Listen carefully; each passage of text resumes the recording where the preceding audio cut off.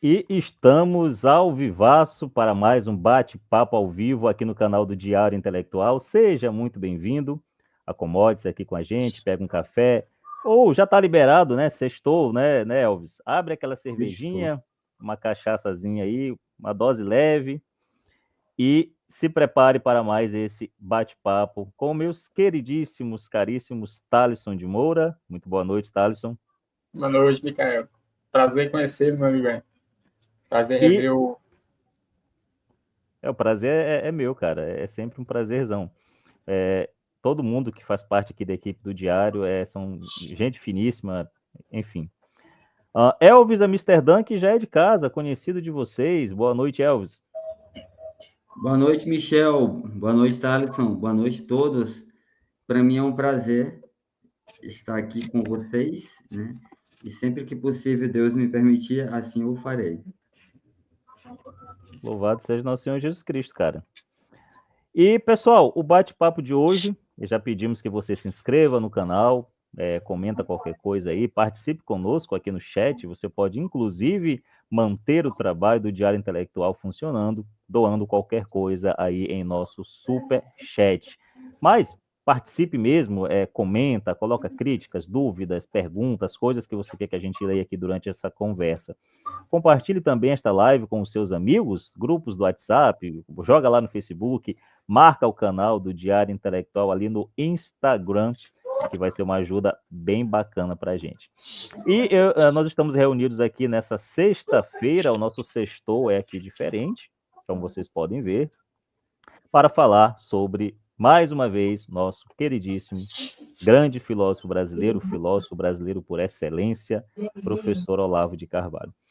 Eu estava até falando com os nossos amigos aqui em off sobre esse livrinho aqui, que foi onde o Olavo registrou a técnica filosófica, uma das inúmeras descobertas importantíssimas que o professor Olavo deu para a história da filosofia. E há quem diga, o Thalisson, que o Olavo não era filósofo, cara. Que isso é o guru do Bolsonaro, é astrólogo. Cara, o cara só fala palavrão, teoria da conspiração. Enfim, absurdos dos mais diversos que a gente cansa de ouvir por aí, ad infinitum, né? Essa galera não cansa, continua repetindo a mesma lenga-lenga de sempre e vão ficando para trás, vão perdendo a chance de estudar com um dos mais criativos filósofos da nossa época. O Olavo tem descobertas assim incríveis na história da filosofia, incríveis. A própria técnica filosófica que nós vamos tratar aqui é uma dessas descobertas, né? Para o Olavo, filosofia não é uma ciência, né? A gente sempre escuta o Elvis, eu não sei o Thalisson, mas o Elvis, que fez faculdade de filosofia, a coisa que a gente mais ouvia era que a filosofia não se define. Você não consegue dar uma definição da filosofia, porque toda definição é insuficiente, e a filosofia é muito volátil para se prender, se engessar numa definição. Só que logo em seguida eles chegam com a definição de Deleuze, por exemplo, né, que é queridinha na academia brasileira, e tantas outras. Então, é uma bagunça dos infernos, e isso não está de todo errado, só que acaba gerando, pelo menos por onde eu passei, certo? Em questão de faculdade de filosofia, acaba gerando uma confusão demoníaca que ninguém sabe o que é filosofia e do que se está falando. Saca? Quando você não tem uma definição, você está falando sobre o que, cara? Então, cada comentário, por mais imbecil que seja, por mais ideológico que seja, por mais distante da técnica filosófica que seja, acaba sendo tratado como uma expressão legítima da filosofia. E a gente viu muito isso, né? Muito comentário imbecil mesmo, sendo tratado como, não, isso aqui é a expressão da técnica filosófica. Vira uma discussão de DCE, de Grêmio Estudantil, e a galera acha que está comentando filosofia. Ao meu ver, um dos problemas que causa isso aí é não dar uma definição de filosofia. O professor Olavo, ele não fica preso a isso, ele foge a isso, a essa regra. Ele apresenta uma definição de filosofia.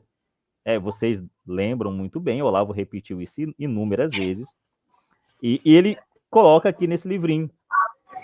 Ele traz um registro público disso aqui nesse livrinho. Para Olavo, filosofia não é ciência, até porque a ciência pressupõe o método filosófico. A filosofia é uma técnica.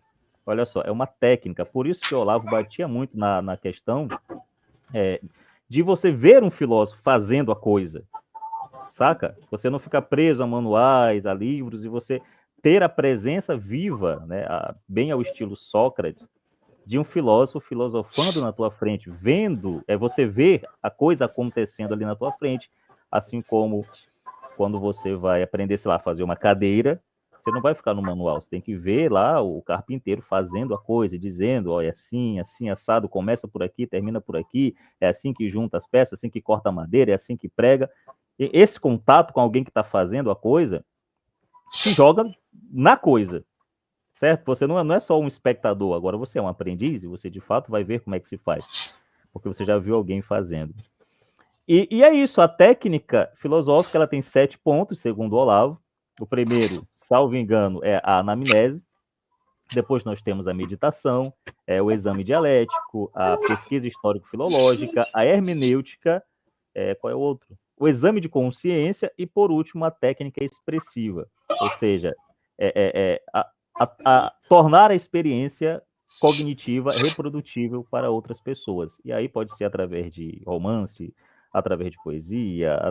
Ortega, por exemplo, dizia que a filosofia tinha que ser entregue através de poesia, nas pétalas douradas da poesia, como ele gostava de dizer. Pode ser através de diálogo, como Sócrates fez, mas isso em si não é filosofia. Isso é uma forma, são formas de expressar, de tornar aquele processo que o filósofo teve internamente, dentro de si, dentro da sua alma, reprodutível para outras pessoas.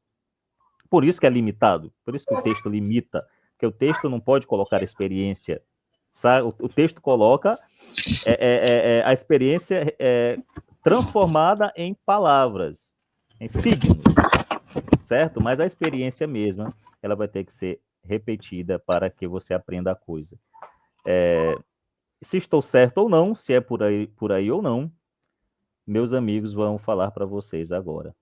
Então, Elvis Amsterdã, de que trata o curso do professor Olavo e o livro do professor Olavo sobre isso?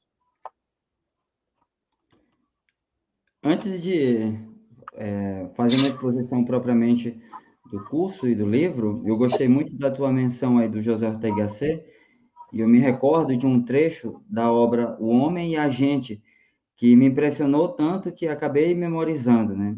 Lá ele diz que a filosofia não é, pois, uma ciência, mas, se quiser, uma indecência, pois é pôr as coisas e a si mesmo desnudos, em pura carne, naquilo que puramente são e sou nada mais.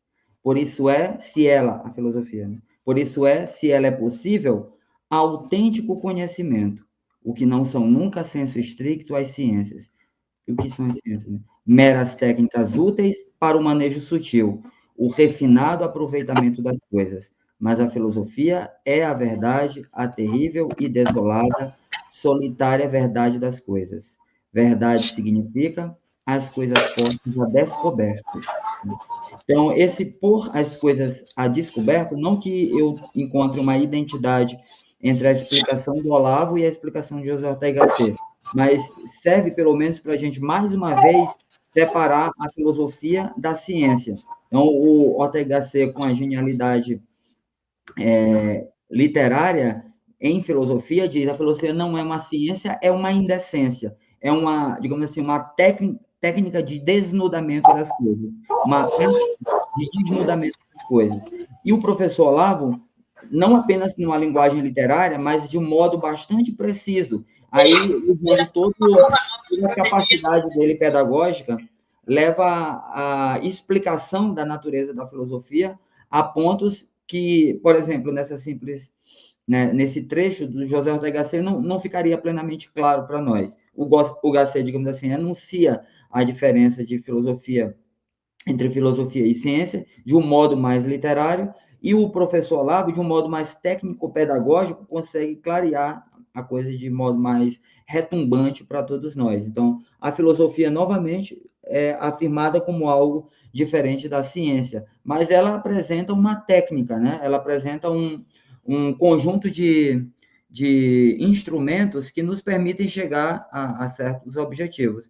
E como tu enumeraste, eu estou aqui com o livro em mãos, a Filosofia e seu Inverso. Primeiro ponto, a anamnese, em que a gente vai rastrear a origem de nossas ideias, a origem de nossas crenças. Então, nesse processo de rastreamento, a gente acaba se descobrindo que nenhuma ideia é nova, digamos assim, que colocaram na nossa cabeça uma multidão de ideias que vieram do ambiente familiar, do ambiente social, são ideias que a gente professa e, por vezes, até acreditamos ser nossas, mas que vêm de muito longe ou, às vezes, de muito perto, né? Então, quando a gente rastreia por que a gente crê, por que a gente defende certas posições, a gente se dá conta, no final das contas, que a gente não inventou a roda de maneira alguma. Eu gosto muito do segundo ponto, em especial, porque ele lança a luz sobre um tema que atualmente tem sido bastante confuso, que é o tema da meditação, provando que... Porque hoje todo mundo procura meditar, meditação oriental, digamos assim, e o Olavo prova por A mais B que a meditação é algo que sempre esteve aqui presente no Ocidente, é uma técnica que é usada na filosofia, você não precisa ir para o Oriente para meditar. Então, a técnica meditativa, o elemento meditativo da técnica filosófica é uma constante da atividade filosófica. Estou aqui procurando nas minhas coisas, agora me esqueci onde eu coloquei. Tá aqui. A explicação que ele dá no COF, vou ler aqui, eu digitei isso aqui. A explicação que ele dá no COF sobre o que é meditação, vou aproveitar aqui da aula 15, quando ele diz o seguinte: num trecho da aula 15 do COF, ele faz a explicação entre o pensar, o meditar e o contemplar. Ele diz: pensar é transitar de uma ideia a outra. Meditar é você, ao contrário, rastrear a origem de uma ideia até seu fundamento.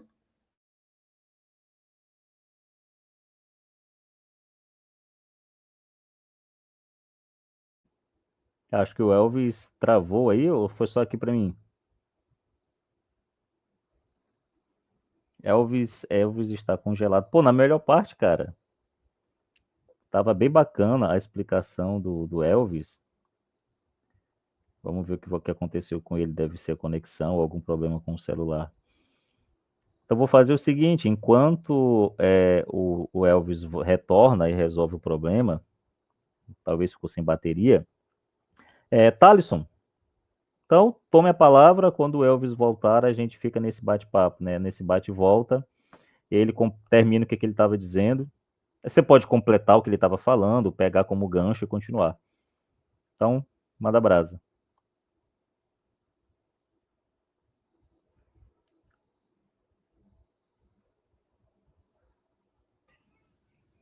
Boa noite, pessoal. O Elvis já estava falando aí, o Mikael também falou, os pontos do método filosófico, né, a diferença entre filosofia e ciência, né, que a ciência ela é o contrário da técnica, da arte, né? Então, a filosofia é uma técnica, uma arte. É como se você, para aprender a filosofar, você tem que ter um filósofo vivo. A bateria do Elvis morreu. Foi a bateria, Não tem problema, aguardamos o professor Elvis voltar. Pode continuar, o Thalisson. Então, é como se você... como é que você entende um quadro? Como é que você vai aprender a ser um pintor? Né? Você olha o quadro ali, você vê todos os elementos, né? Ali o cara usou tal movimento, né? Usou tal técnica, cubismo, não sei o quê, expressionismo, impressionismo. Mas para você aprender realmente a pintar, né? Você precisa ver como é que o pintor executa ali a sua técnica, né? Então, na arte ou na técnica, você utiliza diversos elementos, né? Quando você vai, no caso da pintura, você vai confeccionar tintas, fazer tintas, então você vai ter que... Antigamente, você tinha que saber qual era a planta, às vezes tirava a tinta de insetos, de árvores, né? de folhas e de terras, e você ia juntando vários elementos, né? Qual é o pincel, qual é o pelo do pincel. Você tinha que juntar diversos elementos para poder você realizar aquela pintura, né? Então tinha que ter um conhecimento bem abrangente de muitas coisas. E a ciência é o contrário, a ciência você faz abstração, né? Você, vou estudar o movimento de uma pedra caindo, aí isso não, beleza, vou desconsiderar a temperatura, vou desconsiderar a resistência do ar. Então você faz a abstração, você separa e joga fora tudo, né? Imagine você desprezar a resistência do ar. Não existe isso na realidade? Não existe. As ciências são tiver... recortes da realidade, né? São recortes da realidade, porque se não tivesse ar, todo mundo morreria, né? Sem respirar. Então, a técnica filosófica é isso, você reúne diversas partes do conhecimento para poder filosofar, né? E quais são essas técnicas? Vocês já enumeraram, né? São diversos pontos aí que o Olavo coloca no curso. No curso ele coloca 4, né? Que é a anamnese, meditação e a dialética e a confissão. Você está perante o observador onisciente, né? No livro ele coloca 7 técnicas do método filosófico, né? E o que é essa técnica filosófica, esse método filosófico? E ele encontrou essa técnica, né, rastreando, usando o próprio método filosófico, né, que ele descobriu. Ele descobriu que era a origem, né, a base, o fundamento do método filosófico, né? Existem filósofos díspares aí de todo jeito, filósofo que escreveu, né? Filósofo que escrevia em poemas, filósofo que escrevia na linguagem matemática, filósofo que escrevia na linguagem dialética, né? A Suma Teológica, filósofos que escreviam em diálogos e filósofos que não escreveram, né? É o caso de Sócrates, né? O cara não escreveu uma linha e mesmo assim filosofava. Foi o pai da filosofia, né? O fundador da filosofia, como a entendemos, né? E o Olavo se questionou, né?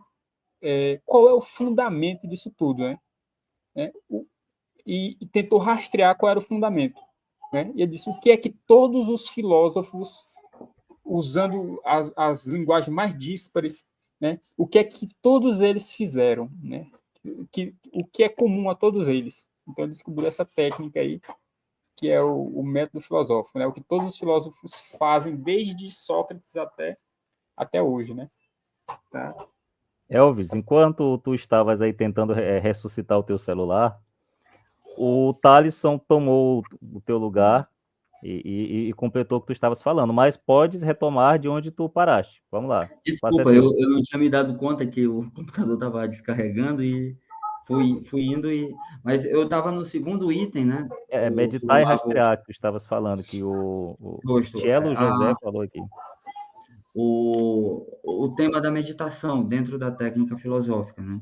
Então, muita gente procura a meditação oriental em religiões as mais variadas, quando dentro da filosofia e dentro do cristianismo, mais especificamente, já temos há séculos desenvolvida a meditação. O Olavo, na aula 15 do COF, diz o seguinte sobre o que é meditar. Ele estabelece a diferença entre pensar, meditar e contemplar. Isso aí faz com que a meditação do Olavo esteja muito próxima daquilo que é enunciado pelo Hugo de São Vítor. Então, acho que o Olavo aproveita desde o opúsculo sobre o modo de aprender a meditar e todos os outros que vieram depois do Hugo de São Vítor e pensaram o tema da meditação, mas também os autores anteriores ao próprio Hugo de São Vítor, que talvez o Hugo de São Vítor tenha configurado de uma maneira, digamos assim, decisiva o que vem a ser a meditação em filosofia. E o Olavo se aproveita dessas ideias do Hugo de São Vítor e ele diz o seguinte sobre a diferença entre pensar, meditar e contemplar. Ele diz, pensar é transitar de uma ideia a outra. Meditar é você, ao contrário, rastrear a origem de uma ideia até seu fundamento. Meditar é, por exemplo, aquilo que eu disse para vocês, esse exercício que eu dei de você ler um parágrafo de filosofia bem devagarinho e tentar complementá-lo com experiência. Isso é meditação. você está pegando uma ideia, uma afirmação e rastreando. De onde saiu isto? Qual é o fundamento existencial real disto? Isto é meditação. Contemplar, o que é contemplar? É quando você pega uma fileira, uma sequência de meditações que você teve e você as observa todas como um conjunto. Esse é um trecho da aula 15 do COF. Então, quando um computador consegue pensar, ele consegue encadear raciocínios. Eu posso pegar aqui duas proposições, extrair uma conclusão, isso foi um pensamento, um silogismo. Então, no raciocínio, no pensamento, você pega uma ideia e chega a outra ideia. Na meditação, vou tentar explicar de maneira geográfica, né? No pensamento, você parte daqui para frente. Na meditação, você parte daqui para trás, ou seja, remontando a sua experiência pessoal. Então, enquanto um vai para frente, o outro vai para trás. E num acúmulo de meditações, você pode contemplar. Então, depois de muito meditar, depois de muitas fileiras de meditações, a gente tem a visão contemplativa, que não é nem para frente nem para trás, é como se fosse uma antecipação de uma visão beatífica, digamos assim, um rasgo de visão análoga apenas à visão de conjunto e profunda que a gente tem que vem os problemas de maneira completa. Então, pensar é partir daqui para frente, meditar é daqui para trás e para dentro, e contemplar é dado devido a um acúmulo de meditações. Então, a gente vê que essa técnica está presente em vários filósofos, como o próprio Olavo diz em A Filosofia e Seu Inverso. Isso ele observou em vários filósofos. Todo filósofo medita. Você pega a obra do Leibniz, do Platão, do Aristóteles, do Mário Ferreira dos Santos, são todas obras meditadas. Por exemplo, o Mário Ferreira dos Santos, quando já estava no final da vida, ele disse, eu lembro de um áudio que ele falava, eu já quase não estou lendo, eu só medito. Porque a leitura é a fonte de informação. De onde a gente vai trazer matéria para a meditação? Da leitura, da vida, de uma experiência privada, da experiência dos outros, alguma coisa que nos chama a atenção e a gente vai se perguntar sobre essa experiência que está no livro e pode ter uma profunda relação com nossa vida privada ou com a vida privada do amigo.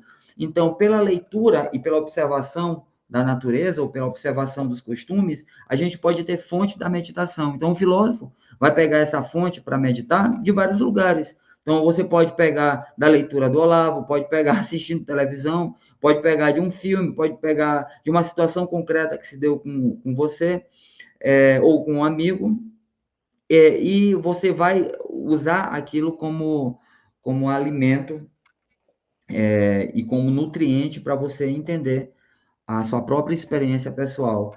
É que a leitura, como o Olavo poderia dizer, o Olavo nos ensinou que a leitura ela não é apenas um vagabundeio intelectual. A leitura e a vida, a observação das coisas, não é apenas um vagabundeio intelectual, mas é, no final das contas, um alimento. Então, você come o livro, você se alimenta do livro e extrai a nutrição necessária para a sua inteligência. Então, quando a gente pega um livro e consegue transformar aquilo em comida, por exemplo, um exemplo mais fácil de entender, a Bíblia não é um livro, a Bíblia é um prato cheio para a nossa inteligência. A Bíblia é comida, então a gente come a Bíblia e ganha o filé, digamos assim, o filé da palavra, aqui é a palavra de Deus, né? A melhor parte, digamos assim, em matéria de linguagem, a melhor parte da realidade. Então, aqui a gente come a Bíblia e ganha nutrição. Mas, baixando um pouco aqui o nível, se a gente come a obra de um filósofo, a gente também pode ganhar a nutrição. Então, o livro ele é fonte de energia, de carboidrato, fonte de proteína, que a gente vai esmiuçando e ingerindo e se alimentando daquilo tudo, passo a passo, para não dar indigestão, né? Então, na meditação, a gente acaba incorporando a experiência do autor ou a experiência do outro na nossa experiência privada. Então, esse é um dos pontos que, para mim, me tocam, né? Porque eu ouço muita gente falar de que é preciso meditar, de que tem que ir para o Oriente, ou tem que buscar religiões orientais para poder meditar adequadamente, quando a meditação está na casa do lado, tá entendendo? A meditação está à porta, ou está à mão, digamos assim, né? E aí, um terceiro ponto, deixa eu me encontrar aqui, o exame dialético, né?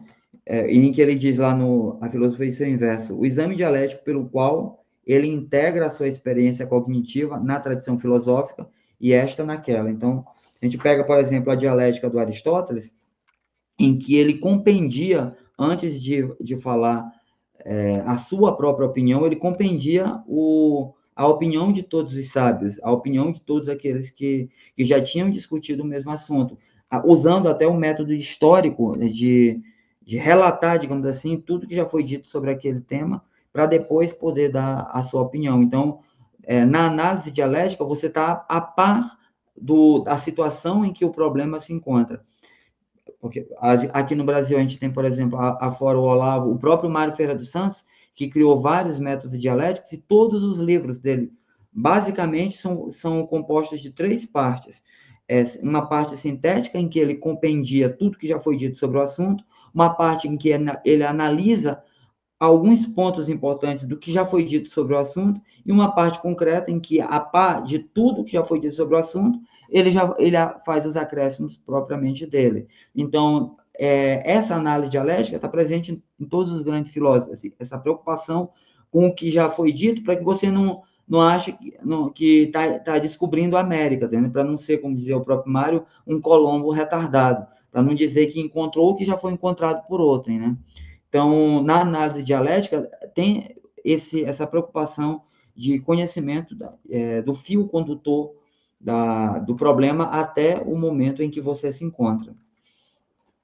Então, a filosofia não é só um blá, blá, blá, não é só um diletantismo ou um conteúdo sem forma, uma forma sem conteúdo. Ela tem um conteúdo, ela tem, digamos assim, uma técnica por meio da qual ela encontra um conteúdo, mas mais do que um conteúdo específico, porque a gente vê, por exemplo, em Sócrates, às vezes o conteúdo nos foge, mas a gente entende que ali tem um algo, tem um processo, mais do que um produto, mais do que uma coisa, a filosofia do Sócrates, tem ali um processo, e um processo não é uma coisa, né? É um Então, movimento, né, Elvis? tem um movimento. Será que essa palavra seria correta de se usar? Sim, ela tem ela tem um procedimento, ela tem um movimento, ela não é apenas um algo. Claro que se a gente pega a filosofia do próprio Olavo, tem algo. Se a gente pega a filosofia do Mário Ferreira Santos, tem algo. Se a gente pega a filosofia do Hegel, voltei. Tem algo. Então, em todas essas filosofias, Sim. há algo, mas não é apenas o algo, é o processo, o movimento que o filósofo usa e que nos possibilita encontrar elementos da realidade que a gente possa compreender a partir desse movimento, desse procedimento, e a gente compreende aquela realidade não apenas como um conteúdo cognitivo racional, mas você compreende aquela como algo que entra em você, que nem uma comida, e faz parte, a partir daquele ponto, da sua própria vida. Então, a relação entre o conhecimento e o que você é. Não é apenas uma matéria. A filosofia não é uma disciplina para você conhecer, compreender e marcar numa prova de múltipla escolha, né? Eu lembro que o Ortega é que dizia que em filosofia mais vale o percurso do que a conclusão, não é isso? Sim, sim. Porque a conclusão depois pode até mudar, e muitas vezes muda, né? Mas aquele procedimento ficou, né? Por exemplo, da filosofia do Hegel, o Mário Ferreira de Santos abjura um bocado de coisa, mas esse movimento, certos elementos, ele aproveitou de filosofias as mais contraditórias, pegando de Platão, Aristóteles, a Hegel e, enfim, a mesma coisa o Olavo. Às vezes, algo de uma filosofia contradiz a sua crença profunda, ou os seus desejos profundos, ou as verdades profundas que você abraça, algo daquela filosofia contradiz, mas não é tanto a conclusão a que o outro filósofo chegou, mas a capacidade cognitiva que os processos por ele utilizados podem causar em você, né? E daí dá para aproveitar de todo mundo, né? O quarto ponto, né, que é a pesquisa histórico-filológica, pela qual ele se aposta da tradição. Então, em geral, na academia se acredita que a filosofia é isso, é esse quarto ponto. Se você detém a cultura filosófica, a erudição filosófica, logo você é lindo, é divino, maravilhoso, você é o filósofo, né? Hoje mesmo, dando aula para os meus alunos, eu me lembrei de uma situação quando eu ainda fazia a graduação, né? E um rapaz, que era meu colega, fazia geografia na Federal do Maranhão. Certa vez ele foi lá na minha casa, né? E ele disse, a gente conversando na porta de casa, ele disse para mim, ele disse que ele iria ser geógrafo. Ele afirmou, eu vou ser geógrafo. E ele acrescentou, mas tu nunca vai ser filósofo. Eu pensei depois. Eu não lembro se eu disse alguma coisa, não recordo, só lembro da frase dele. Então, essa frase tem mais de 20 anos, né? Ele disse que ele iria ser geógrafo, mas eu não seria filósofo. Eu digo, quem é tu, cara pálida? Né? Porque ele se baseava na ideia de que ele ia ter um diploma de geografia. E se levando isso a sério, qualquer um que tenha diploma de história é historiador. Qualquer um que tenha diploma de geografia é geógrafo. Então, qualquer um que tenha diploma de sociologia é tão sociólogo quanto Gilberto Freire, ou até mais, porque Gilberto Freire nem diploma de sociologia não tinha, né? Ele não foi para os Estados Unidos para estudar sociologia. Ele saiu sociólogo depois que escreveu o Casagrande Senzala. Mas antes, ele não era sociólogo. Então, muita gente pensa que filósofo é aquele que terminou a graduação de filosofia. E quando eu contei isso para os meus alunos, o sino da escola tocou 3 vezes. Eu digo, amém, amém, amém. Ou seja, Deus pode me fazer filósofo, né? Então, não é o título de graduado em filosofia que faz ou que impossibilita, ou seja, mas tem algo na conversa entre mim e Deus, ou entre nós que queremos um dia ser filósofos e Deus sabe, né, das nossas possibilidades e sabe das operações dele sobre nós, né? E o Deus sabe das minhas possibilidades e acreditemos, ele também sabe das possibilidades dele, né? Ou seja, muita audácia achar que Deus não pode operar sobre mim só porque a universidade eventualmente não operou sobre mim para me transformar em um filósofo. Eu digo, Deus pode me fazer filósofo, porque tornar-se filósofo é, no final das contas, um negócio entre mim e Deus. É um negócio entre mim e Deus. Ou seja, os outros não vão se intrometer nessa conversa, né? Então, é que nem se tornar santo, né? Então, não existe concurso público para santo, não existe concurso público para Marte, não existe concurso público para herói, não existe concurso público para filósofo. Não é propriamente uma profissão, é também uma missão, mas a partir da definição do Olavo, pode ser algo realizado no escondido, ou seja, no oculto, e só Deus sabe que você é filósofo, mesmo que você não escreva nada, ou seja, mas Deus sabe da unidade do seu conhecimento, na unidade da sua consciência e vice-versa, né? Porque ele está ali na sua consciência e ele sabe a profundidade da sua unidade do conhecimento. Então, mais do que uma disciplina acadêmica, mais do que uma tarefa editorial, ela tem uma relação profunda com a máxima realidade, com a máxima verdade, que é o próprio Deus. Então, a erudição filosófica que a academia apresenta não são os critérios suficientes para transformar quem quer que seja em filósofo. Porque se fôssemos levar isso em conta, Sócrates nunca seria filósofo, né? Então, um bocado de gente nunca seria filósofo. Então, a gente não teria nem a história da filosofia se vacilar.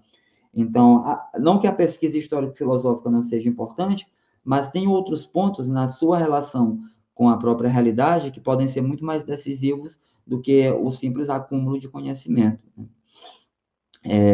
E aí, o quinto ponto, né, a hermenêutica, pela qual, diz o Olavo, ele torna transparentes para exame dialético as sentenças dos filósofos do passado e todos os demais elementos da herança cultural que sejam necessários para a sua atividade filosófica. Então, a análise hermenêutica dos textos, que também é um ponto que a universidade é muito zelosa, pelo menos da boca para fora, né?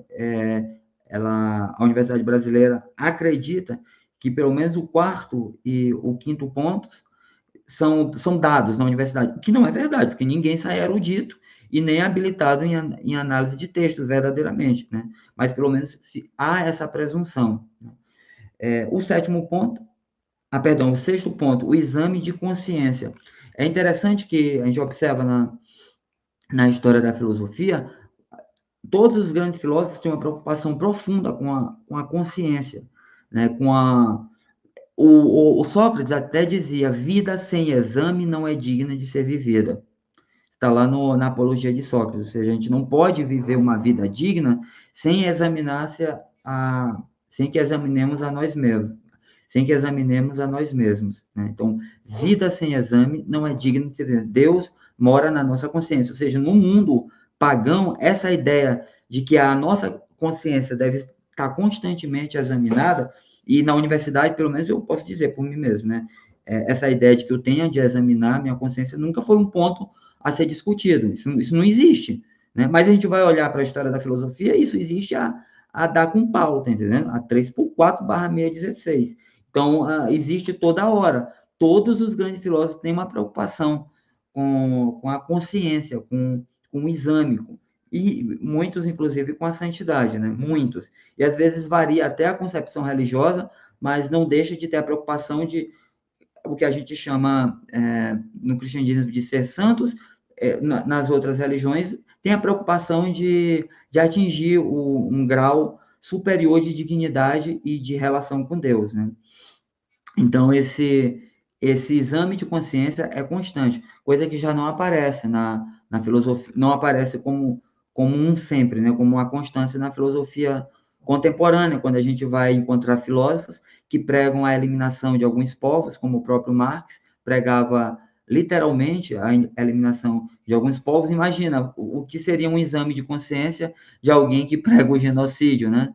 Ele preferencialmente teria pelo menos um derrame, né? Depois de um exame de consciência desse. Pregar um genocídio e descobrir que o genocídio foi feito. Como é que você pode suportar um negócio desse na consciência? Ou Louis Althusser, para rimar, que matou a própria mulher, né? Então, o Althusser matou a mulher. Como é que você faz um exame de consciência depois de... Como é que você continua filósofo depois de um negócio desse? Ou como Jean-Jacques Rousseau, que depois de colocar os filhos no orfanato, vai bem ali escrever, numa época em que o orfanato tinha uma taxa de mortalidade altíssima, vai bem ali escrever livros de pedagogia. Como é que você faz com a sua consciência depois de colocar os filhos no orfanato e depois de colocar os filhos no orfanato, querer escrever livro de pedagogia? Não faz, né?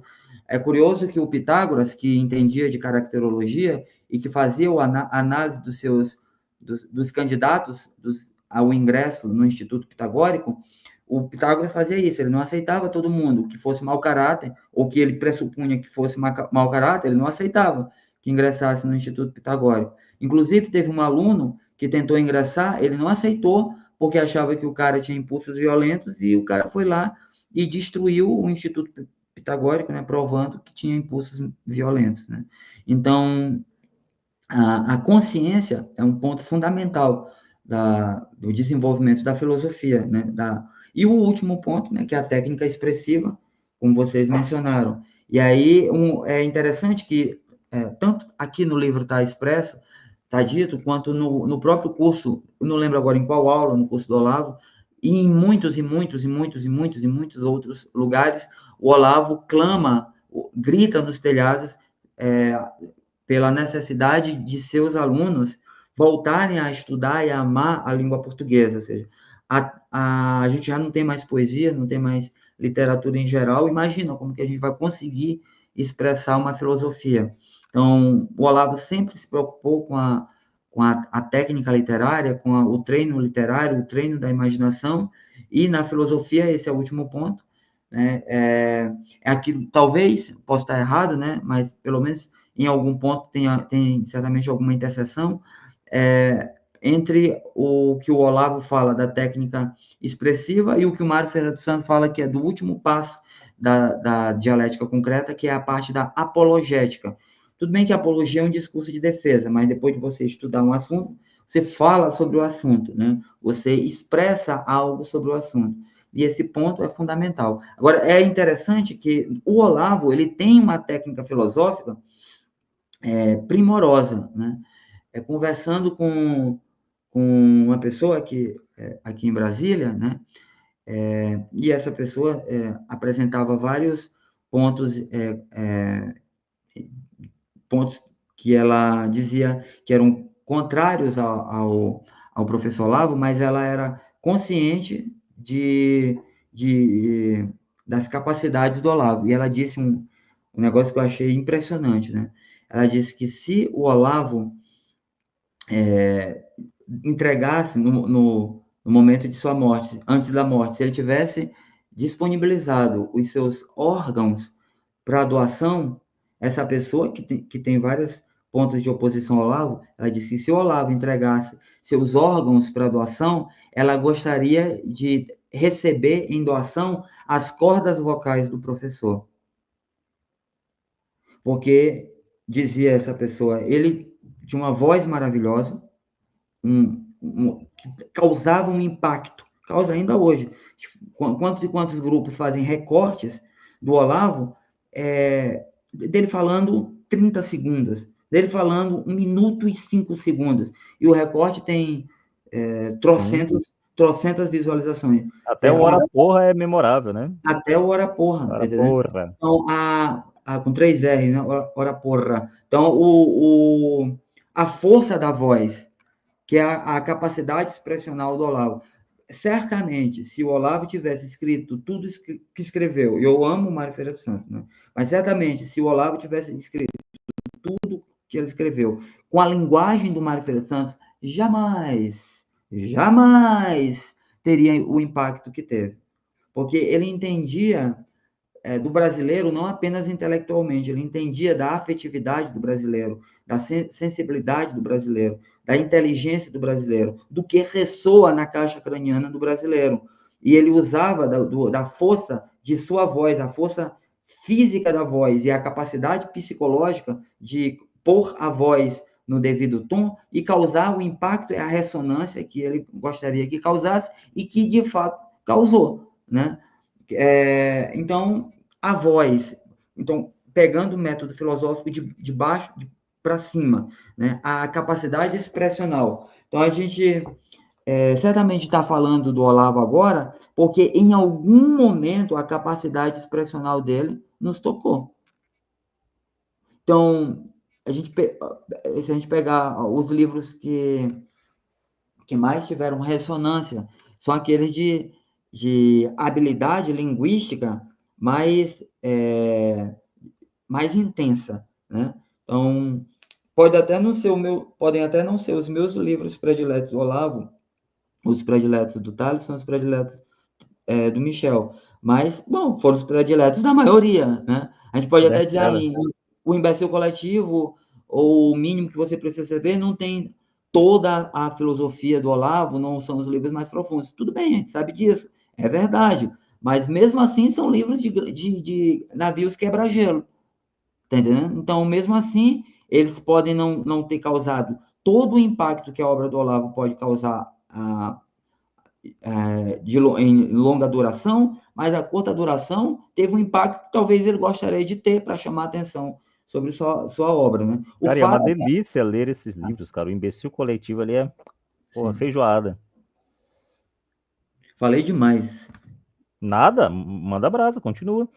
Aproveita e responde o seguinte, é aí que entra o cogito ergo sum, Elvis. O que é isso? Explica aí pro pessoal. Bom, eu aqui ainda não preguei nesta parede, mas onde eu morava anteriormente, estava pregado na minha porta. Eu acho que sim, aqui que entra o cogito ergo sum, porque o Olavo ele não apenas se preocupava que nós desenvolvêssemos um estilo brasileiro de alta cultura, ele era o exemplo de estilo brasileiro de alta cultura. E a gente não tem nenhum igual, né?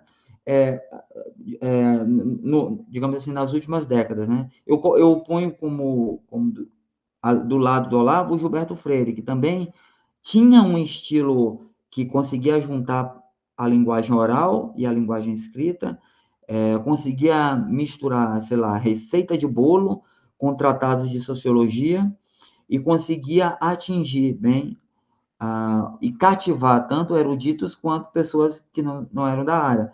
A gente pode ver isso em Casa Grande Senzala, mas em outros livros mais, como, por exemplo, vou pegar aqui rapidinho. Há quem diga que esse aqui é o livro do Gilberto Freire mais bem escrito. O próprio Edson Nélio da Fonseca,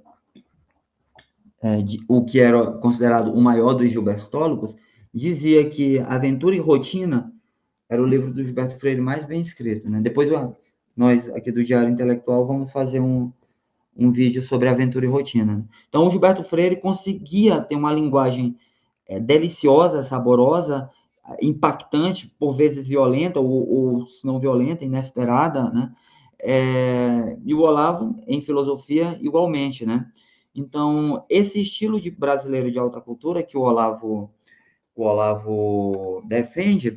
defendeu na postagem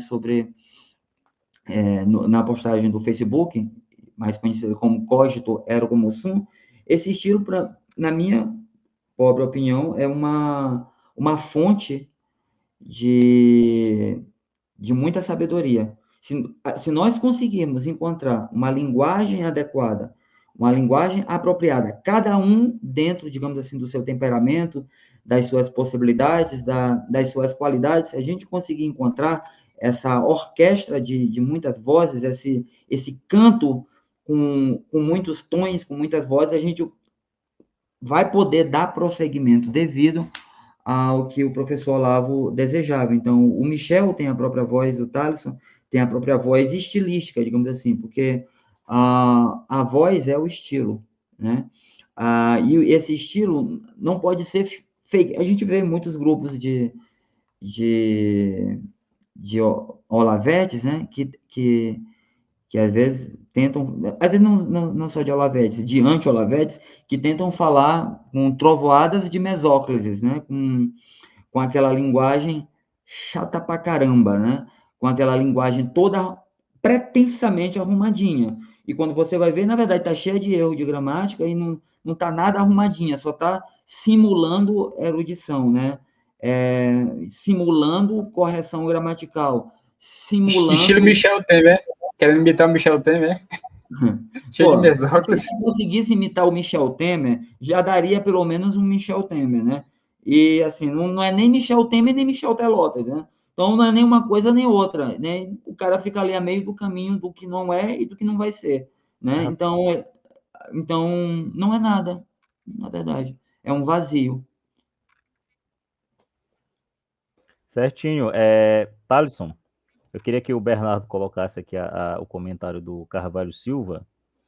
Inclusive, eu gostaria de agradecer a todo mundo que está nos acompanhando em mais um bate-papo ao vivo aqui no Diário Intelectual, seu canal do YouTube de alta cultura, filosofia e comentários nesse sentido. E eu estou aqui, se você acabou de chegar, sextou juntamente com Elvis Amsterdã e o nosso queridíssimo Thaleson para comentar o método filosófico do professor Olavo de Carvalho, exposto ali no curso de mesmo nome e também neste livrinho aqui, A Filosofia e seu Inverso e Outros Estudos, que é um dos meus livros favoritos do professor Olavo. Inclusive, acabou aqui essa live, corre no Diário Intelectual, que nós temos uma série de 3 ou 4 vídeos, agora eu não me recordo bem, o Bernardo pode confirmar aí, 3 ou 4 vídeos que eu gravei sobre esse livro aqui. Claro, não é nada muito profundo, é uma introdução, algo bem sumário mesmo, mas tá legal, terminou essa live, você pode ir lá assistir esses 4 vídeos sobre, que é uma resenha, né? Uma resenha sobre esse livro aqui, A Filosofia e seu Inverso.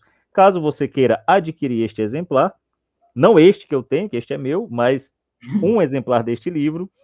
O link para compra vai estar aqui na descrição desta live. Corre lá, o Bernardo vai colocar o preço mais baratinho que ele encontrar na internet, poupando você de pesquisar aí em inúmeros sites. O mais barato que o Bernardo encontrar, ele vai colocar aqui na descrição. Você clica no link, de quebra ainda ajuda aqui o Diário Intelectual a manter o seu trabalho. Então, nós estamos falando sobre isso. Agradecemos a todo mundo que está aqui. Daqui a pouco eu vou ler o comentário de todo mundo, então pode deixando aí, pode participar no Superchat. Fique à vontade para participar conosco, inclusive fazer críticas, sugestões, enfim, fique à vontade mesmo. E o comentário do Carvalho Silva foi o seguinte, está aqui na tela. A Faculdade de Filosofia, de modo geral, ensina apenas história da filosofia. Se tanto, hein? Não ensina a técnica filosófica. O que tu tens a dizer sobre isso, Thaleson? Eu passo a bola para ti, cara. Fica à vontade.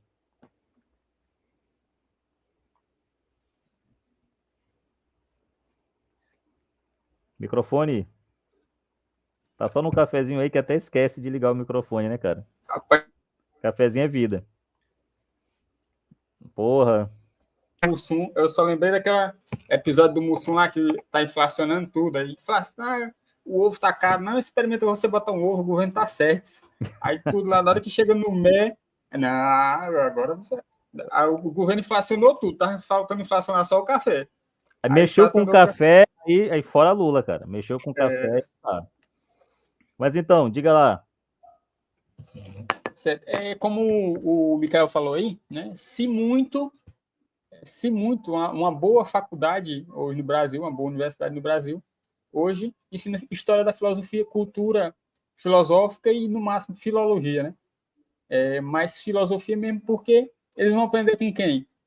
Só se surgisse ali na universidade um Sócrates que ia aprender sozinho, né? Mas não tem com quem aprender. Como é que eu vou aprender a carpintaria, como você falou, né? Se eu não vejo um carpinteiro fazendo, aprender do zero é difícil, né? Só no mundo do Jean Piaget, né? Então é extremamente difícil isso aí, né? E o diploma, né? O pessoal hoje quer diploma, como me falaram. Você não vai ser filósofo porque você não tem diploma, né? Olavo não é filósofo porque não tem diploma. E Sócrates é o quê? Não tinha diploma. Então, o diploma é papel pintado, né? É como a moeda fiduciária sem lastro. Se você não tem lastro para sustentar aquele diploma, para que serve aquele diploma, né? É como o Cruzeiro hoje em dia. O Cruzeiro serve para quê, né? Moeda argentina, até que tá melhorando, mas a moeda da Venezuela, papel pintado, aquele dinheiro serve para quê? Da mesma forma, é o diploma, né, sem lastro, né? Mostra-me a tua fé sem as tuas obras, que eu te mostro a minha fé pelas minhas obras, né? Mostra a tua filosofia pelo teu diploma, que eu te mostro a minha filosofia pela unidade do meu conhecimento na minha consciência e vice-versa, né? Então, e é o que o Olavo fala no curso. Eu reassisti o curso, né? Perdi todas as anotações, tive que assistir tudo de novo e anotar, né? Mas ele fala que, por exemplo, um filósofo, ele pode ser filósofo sozinho dentro de casa, meditou um problema filosófico e ali encontrou a solução, teve aquela epifania, né? Teve aquele vislumbre ali e morreu, não contou para ninguém. E pronto, ele é filósofo, né? Ele cita o exemplo de Santo Tomás de Aquino, né? Que no final da vida, né, disse, tudo que eu escrevi, isso aqui, assim, da teológica, hoje para a gente, aquilo ali é uma joia preciosa. Santo Tomás de Aquino disse, comparação com o que eu vi, né? Com o que eu vislumbrei, que Deus me revelou, aquilo que o Wells até falou aí, né?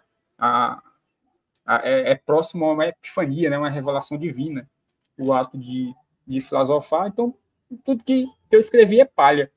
Então, os escritos do filósofo, não sei se eu posso falar, se alguém quer falar, se eu estiver falando mais, você me interrompa. Aí,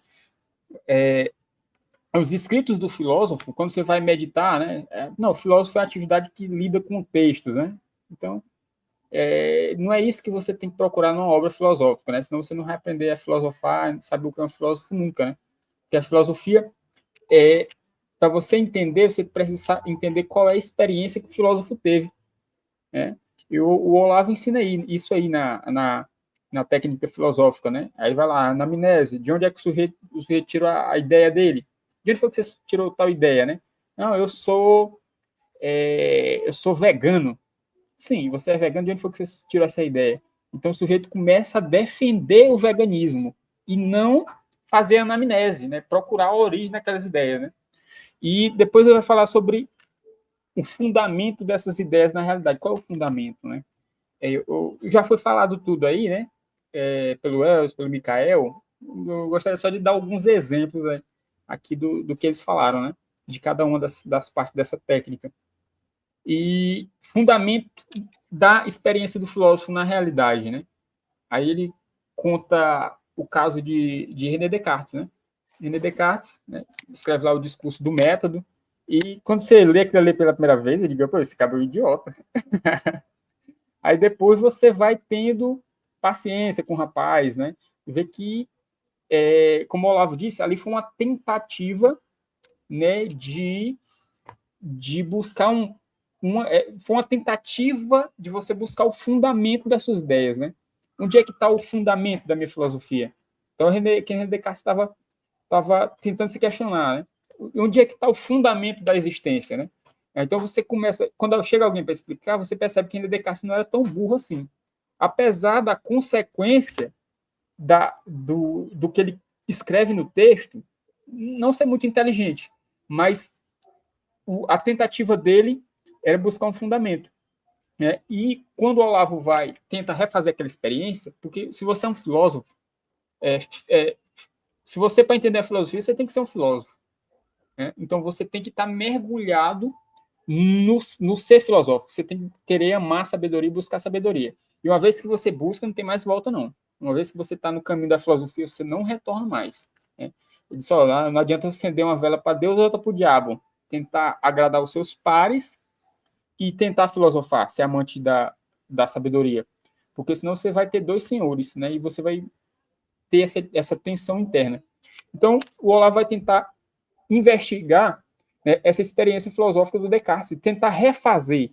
Ler um livro de filosofia é isso, você tem que tentar refazer a experiência que o filósofo teve, né? E para buscar o fundamento, né? E o Olavo tentou refazer e disse, não, essa experiência é impossível, né? Aí, nas investigações, tem até um curso sobre Descartes, né, um livro sobre Descartes, e ele vai ver que aquelas experiências... Visões de Descartes. Um livrinho, mas que matou a pau. Aí ele vai ver que a base da filosofia do Descartes era o gênio mau, né, era um espírito maligno, e aí vai falar dos sonhos lá de Descartes, né? Ele vai ver que as experiências que fundamentavam a filosofia do Descartes eram outras, né? Eram sonhos, era a questão do gênio mau, era um livro que ele tinha de cabeceira, que era o Anfitrião de Plauto, né? Uma comédia latina, né? Que é do pai adotivo de Hércules, né? E ele disse, a filosofia do Descartes está ali, pô. Então, a experiência que ele está descrevendo não foi uma experiência real, é ficção, né? E... experimento duas caras, o Descartes, né? 2, 3, 4 caras, né? Era hora que fingia ser católico, outra hora fingia ser protestante, outra hora era de uma seita esotérica e estava ali jogando com todo mundo. E isso acaba refletindo muito na sua obra. Infelizmente, isso foge ao ensino padrão, né, de Descartes das universidades.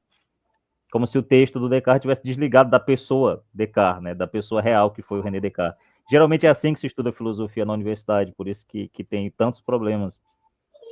Mas continua. Várias personas, né? Vários alter egos aí, né? Ninguém sabe qual é o verdadeiro. E aí é o fundamento da experiência, né? Que é a segunda parte do método filosófico, né? Para entender o filósofo, eu tenho que buscar a experiência, né? Eu lembro até do Ariano Suassuna falando do Kant, né? O Kant para mim é hipócrita, né? O Kant é dizer que para eu conhecer esse copo aqui, né? Será que esse copo aqui realmente é o que está na minha consciência, né? Aí vai falar, eu queria ver o Kant falando isso aí, era na frente de uma onça, né? Aí eu tive o meu cunhado lá na região lá dele tem muita onça. Esse homem pegou uma carreira de uma onça. O cachorro foi com a onça, ele foi tirar o cachorro, a onça acabou botando os dois para correr. Diante da onça não existe aparência fenomênica, né? Não existe. Ou é a realidade. Então, esse aí nunca vai ser kantiano. Por quê? Porque ele se baseou numa experiência real. Né? Esses caras, a experiência que eles descrevem ali não é realidade. Então, você tem que buscar a experiência real, né? Isso é a meditação, né? A meditação é você tentar rastrear a origem, o fundamento na realidade e tentar não escorregar para outra questão. Né? Tentar sempre seguir a mesma linha. Né? O método dialético, que o Olavo cita no curso, né? O exercício dialético, né? O caso como o Elvis falou, né? Partir da opinião dos sábios, né? Então, a gente quer descobrir qual é a causa primeira das coisas, né? Não, a causa é a água, é o ar, é o fogo, são os números, né? Sim, qual é a causa primeira? Então, Aristóteles foi investigar, né? Ó, tudo que esses caras estão dizendo faz sentido, né? E partindo da opinião desses caras que arranhavam o que realmente era a causa das coisas, né? Ele fez um upgrade, né? Ele melhorou aquilo ali, né? Partindo dessa opinião, depurando, ele descobriu as 4 causas, né? Causa material, ele viu que aquilo era causa material, né? Mas existiam outros, né? Causa formal, causa final e causa eficiente. Né? Então, é isso. E por fim, né? No curso ele só coloca 4, né? O quarto ponto que ele colocou no curso era se portar perante o observador onisciente. Né? A gente lembra que lá no começo das aulas do COF, né, ele disse, vocês vão passar um ano inteiro aqui sem vocês lerem nada, vocês não vão ler nada, vão só assistir essas aulas e o que vocês têm que fazer, a única coisa de filosofia vocês não lerem nada, vocês vão ler apenas literatura de ficção, né, que é para formar o imaginário, né? Como é que você vai se expressar até para si mesmo, o que é que você está pensando, você não tem linguagem para descrever as coisas, né? Você vai descrever coisas análogas, algo parecido, mas não exatamente a coisa. Então, obra de ficção, ele começava a passar alguns exercícios, né? Que era aquele exercício de você deitar no chão e tentar sentir a densidade da terra e fechar os olhos e escutar os sons, né? Escutar os sons mais próximos, depois os mais distantes, um grilo que está lá longe, é o som da buzina, e aquilo você vai. E depois, outro exercício que ele fala em outra aula é você imaginar um ponto, né, um quadro negro e um ponto branco. E esse ponto sai caminhando, forma uma reta. Depois desce, faz outra reta e outra reta, e faz um quadrado, ou então um círculo. Aí vai dizer, aí você vai ter a experiência de o que é desses exercícios, o que foi construído pela minha mente, que nesse caso foi aqui o quadrado, né? E aquilo que eu absorvi da realidade, o que foi que a realidade me forneceu. Né? Muitas vezes, como foi falado aí, não sei se foi o Elvis que falou, né? Às vezes o cara tem uma ideia, ele pensa que a ideia é dele. Não, eu tive uma ideia, ideia maravilhosa, né? Mas só que essa ideia veio de fora. Então você tem que rastrear a origem das suas ideias, né? A anamnese. Eu lembro que eu até estava defendendo uma ideia maniqueísta, uma época, e eu não sabia, para mim que eu tinha descoberto uma coisa maravilhosa, né? Aí eu tinha lido das Confissões de Santo Agostinho combatia uma ideia maniqueísta, e eu li lá, acabei absorvendo e me esqueci. Aí depois, quando eu li as Confissões de Santo Agostinho de novo, eu digo, poxa, foi aqui que eu encontrei, e Santo Agostinho já estava combatendo, e eu aderi à ideia que ele combateu sem saber, né? Por quê? Porque eu não sabia a origem das minhas ideias, né? Então, o importante que ele fala aqui no final do curso, né, é você se portar perante o observador onisciente, né, e usar o método de Santo Agostinho, né, que é a confissão, né, o exame de consciência. Não o exame de consciência religioso, mas o exame de consciência perante tudo, perante toda a realidade. Né? Não estude filosofia, estude realidade. E você tem que estar nu, despido, diante do Deus que sabe tudo. Né? Que amor, filosofia é amor à sabedoria, né? E a sabedoria é um aspecto do próprio Deus, né? Então, se você ama a sabedoria, você ama a realidade, né? Então, é isso aí, pessoal. Desculpa se falei demais. Nada. E é interessantíssimo que tu falaste, cara. Vários pontos aí me fizeram me remeter ao COF. Eu agradeço, inclusive, por essa exposição, porque eu lembrei de bons momentos quando eu entrei no COF, logo de cara. Isso que tu falaste nas primeiras aulas do COF. E assim, cara, não tem como... vira até um lugar comum, né? Falar isso de tantas vezes que a gente acaba repetindo, né? Todo mundo que passou pelo Olavo. Mas não tem como você entrar no cofre e sair sendo a mesma pessoa. Claro, ainda é você, mas algo ali mudou. Algo ali se abriu para uma realidade muito maior, né? Você se imagina como porra, eu era um ratinho ali rodando, não sabe, aquela rodinha de ratinho, rodando, rodando, girando ali, e não percebia que fora daquilo ali, pois não? Existe um antes e depois do cofre, né? Existe um antes e depois do cofre. Isso daí é um bordão já, cara. Todo mundo que passa. Você pode gostar do Olavo ou não, você pode sair de lá odiando o Olavo, enfim, por infinitos motivos, não sei. Mas você tem de admitir, o Olavo, ele tem a capacidade, tem, porque ainda está na obra, né? A obra do Olavo tá aí, é eterna. A obra do Olavo tem a capacidade de fazer você ficar mais inteligente. Porque a partir do momento que você tem contato com essas coisas, opa, peraí, eu vou parar um pouco de ficar girando aqui na rodinha e vou ver o mundo lá fora. Tem muita coisa lá fora, sabe? Então o Olavo, ele te abre essa janela para aquilo que é mais importante, para os princípios, para as ideias eternas, para a transcendência. Então, o contato que a gente tem com o Olavo, pelo menos essa foi a minha experiência, foi muito similar ao que eu tive quando eu li a obra de Platão, a primeira vez, lá na Faculdade de Filosofia, 2014, 2015. Platão está chamando a tua atenção, tu vê isso nos diálogos socráticos o tempo inteiro, a galera está presa ali em conversações, em retórica, em disse-me-disse, e o Platão chama a atenção, poxa, acima do discurso, acima desse falatório todo, que o Evangelho vai chamar de legião, não é isso? Acima desse falatório todo, existem as ideias eternas, existem os princípios, e eles são muito mais importantes, no final das contas é isso que importa, é você saber quem você é, não qual cargo você está ocupando no momento, não se você é uma pessoa de certa importância ou relevância social, o nível da tua conta financeira, a minha inclusive é zero. Não é isso que importa. O que importa é você realmente saber quem você é, como dizia Píndaro, né? Seja ser quem você é. E é isso que o Olavo está ensinando, pô. Então, Olavo e Sócrates, eles têm semelhanças assim que salta aos olhos, né? Qualquer um que lê o Olavo tem um pouco de contato com o que o Olavo faz no COF. E lê Sócrates, lê Platão, né? Porra, é a mesma coisa, velho. É a mesma. Olavo é o nosso Sócrates, é a mesma coisa. Eu acho que foi o Elvis que certa vez disse que nós tivemos um Platão, que foi o Mário Ferreira dos Santos, e um Aristóteles, que foi o Olavo, né?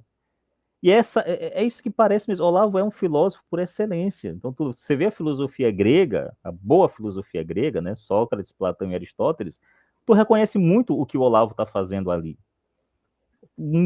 Pra caramba. Sabe? Então, a começar por ver a realidade. O que iniciou a fala do Thaleson foi um comentário que o Carvalho Silva fez aqui. Grande abraço ao Janilson, inclusive, sempre acompanha aqui o Diário Intelectual.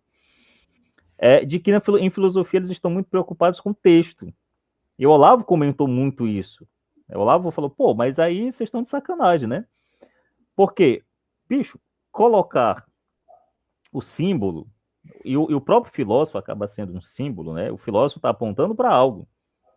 Assim como nós não podemos cometer o erro de achar que nós devemos ficar no Olavo. Não, Olavo não é a realidade.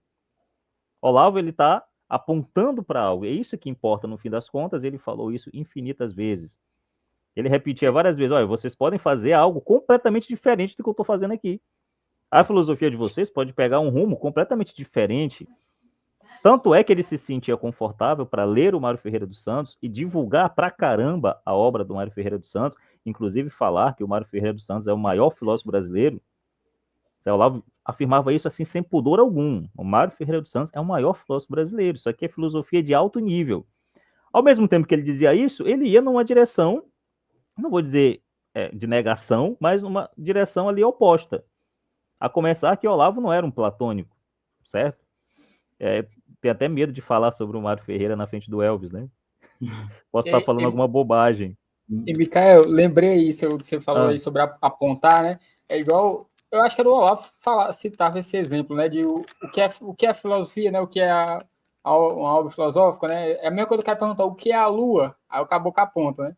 Aí, em vez de o cara olhar para onde o dedo está apontando, ele fica olhando para o dedo.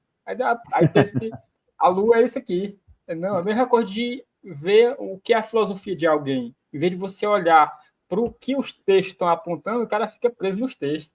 É aquela fábula, né, do sapo dentro do poço que dizia que a lua era um buraquinho no teto da sua casa, né? O céu era um mais buraco ou menos no teto. Isso. Então, cara, para completar, eu passo a palavra para o Elvis. Isso é de suma importância. Isso aqui é a questão da experiência, você experienciar a coisa, né? Inclusive, rastrear a origem das tuas ideias está nisso, faz parte disso aí. De você ter contato com a técnica filosófica, não como um simples admirador, ou fã, ou espectador. Não, um aluno de um filósofo, como o Thaleson bem falou, ele é um filósofo, porra. Então, deixa de falsa modéstia, não. Ou você abraça a filosofia e diz, eu tenho de ser um filósofo, ou você acabou. Você vai fazer o quê? Você vai ser um espectador apenas? Você vai ser um fã ali, como se fosse um membro de uma torcida? Não é isso, o Olavo não queria isso. Eu lembro em alguma aula, em algum momento, o Olavo fala isso, vocês têm de admitir, eu tenho de ser um filósofo. Para conhecer essas coisas, para amar essas coisas, eu preciso me tornar, em alguma medida, um filósofo. Eu preciso ter um pensamento filosófico. Agora, claro, como o Elvis ressaltou belíssimamente, eu preciso amar a minha língua para eu saber como expor isso aí. Certo? Então eu preciso ter esse contato com a boa literatura, eu preciso me armar, saca? Porque você não vai entrar numa guerra desarmado. A filosofia, e aí o Olavo detestava esse negócio de introdução à filosofia. Para ele, não existia introdução à filosofia e qualquer um que falasse a introdução à filosofia é um charlatão. O Olavo achava assim, ele pensava dessa forma. Se é ou não, aí fica a critério de quem está ouvindo, mas essa era a opinião dele. Ele detestava qualquer um que vinha com introdução à filosofia, porque ele dizia o seguinte, filosofia não tem jeito fácil de aprender filosofia, você tem que ser jogado no meio do furacão. Você está lá no meio do tiroteio, você é jogado naquilo ali. Tanto que a galera dizia, professor, como é que eu faço para estudar Platão? Eu tenho de ler lá as tragédias gregas, eu tenho de ler Homero e tal. Ele dizia, não, leia Platão. Pegue o livro de Platão do início ao fim. Porra, mas eu não sei nada. Exatamente. Você chega lá sem saber nada, mas quando você terminar de ler o livro, você vai estar um pouco mais inteligente. Você vai sair do livro mais preparado do que quando você entrou. E claro que essa leitura vai ser refeita várias vezes durante a vida, né?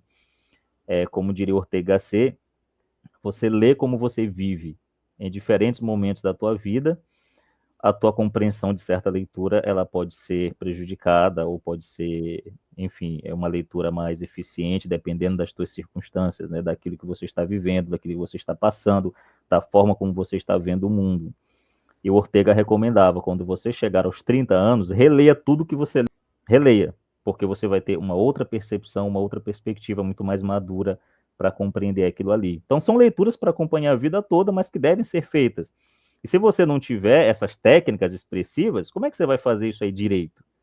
Então, há um trabalho a ser feito, que é de compreender a realidade. Para onde o Olavo está apontando? E ele dizia, não estude a filosofia de Eric Feiglin, não estude a filosofia de Hegel, não estude a filosofia de Aristóteles, estude a realidade.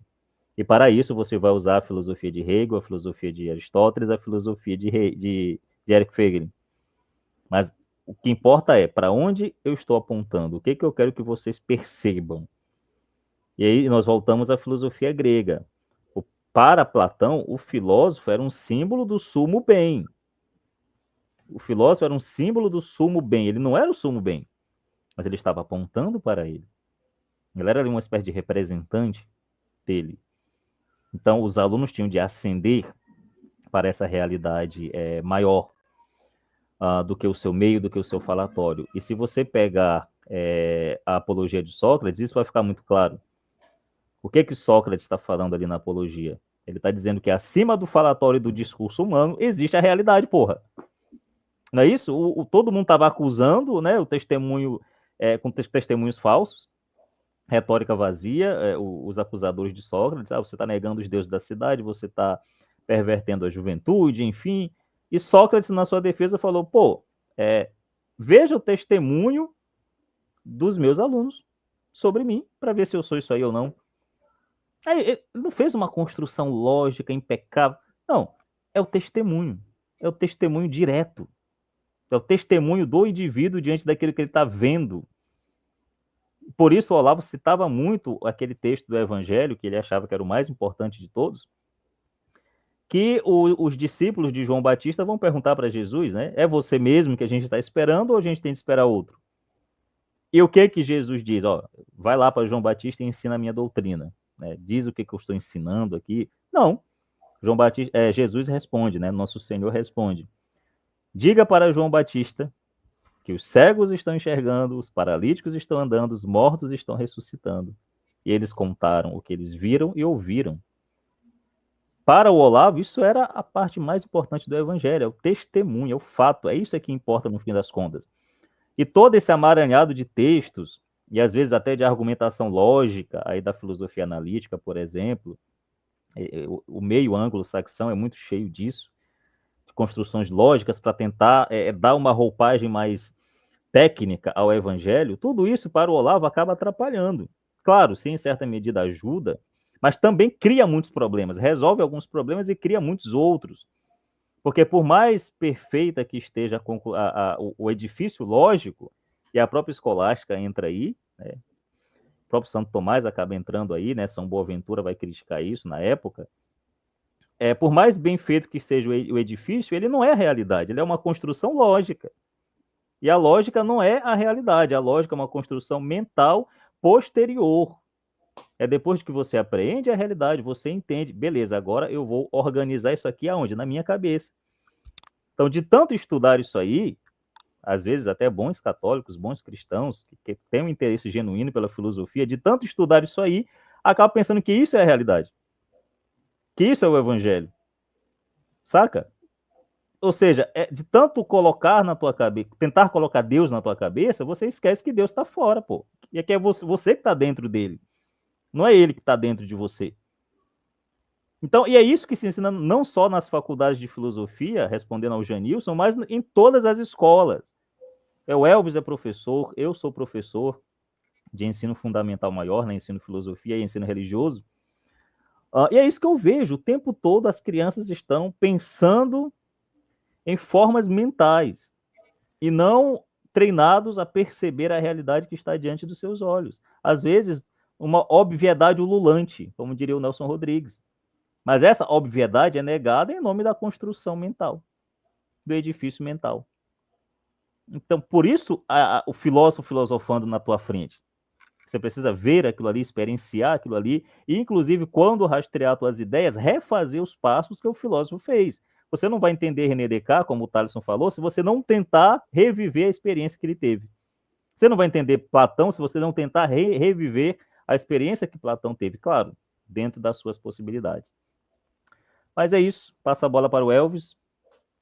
E vamos lá, vamos continuar. Rapidinho. Pessoal, desculpa aí, Elvis, rapidinho, esqueci de dar o aviso que o Bernardo está me cobrando aqui. Pessoal, fazer um apelo, tornem-se membros aqui do Diário Intelectual, para que vocês tenham aulas belíssimas do professor Elvis. Tudo que o professor Elvis fala aqui nos vídeos abertos ao público está muito mais aprofundado, com muito mais tempo, que as lives aqui também não podem ser muito longas, senão vai encher o saco de todo mundo, ninguém vai ver. Com muito mais tempo, muito mais dedicação, porque lá ele pode ficar mais à vontade. Tudo isso você vai encontrar na nossa área de membros. Então, seja membro aqui do Diário Intelectual, aulas sobre a filosofia da crise, do Mário Ferreira dos Santos, e, inclusive, os membros podem participar também de nosso grupo de leitura, que é um grupo fechado, que é o Aretologia Literária. Então, para saber mais sobre esse grupo, se você quer fazer parte de um grupo de literatura para ajudar a formar o teu imaginário, o link vai estar aqui na descrição, certo? Então, Elvis, é contigo. Bom, a pergunta que foi feita anteriormente, né, sobre a Universidade Brasileira, de fato, não, ela não ensina ninguém a ser filósofo, né? E quando eu estava fazendo a exposição dos pontos da técnica filosófica, às vezes ela fica ali na erudição filosófica, quando muito, porque não é fácil encontrar um erudito em filosofia na universidade. Raríssimo, raríssimo. Em geral, a gente pode enumerar alguns bons professores em certas matérias. E é mais provável de encontrar bons professores em filosofia da matemática, né? Perdão, em lógica matemática, desculpa. Em lógica matemática, a gente encontra bons professores em algumas universidades brasileiras, né? Inclusive professores de renome internacional. Então, é a parte acadêmica da filosofia brasileira, a parte que funciona da filosofia acadêmica brasileira, mas lógica matemática não é filosofia, lógica matemática é um pedaço da lógica, e lógica apenas não é filosofia, né? Então, em que se resume a melhor parte da filosofia acadêmica brasileira, né? Num setor muito determinado, muito específico de investigação. Mas, em geral, forma apenas profissionais habilitados a arrumar um emprego na área, mas não propriamente pessoas que conheçam aquele conteúdo, né?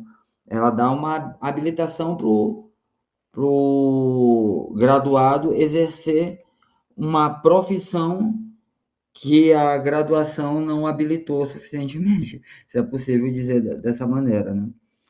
Mas, voltando propriamente a um ponto da técnica que o Michel suscitou, eu acho que o Thaleson também falou, né,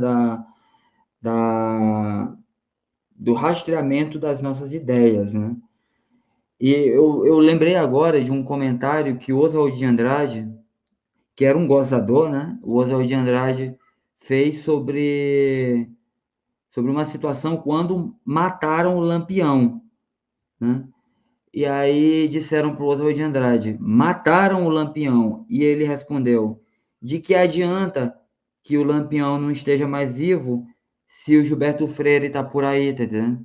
De que adianta que mataram o Lampião se o Gilberto Freire ainda está vivo?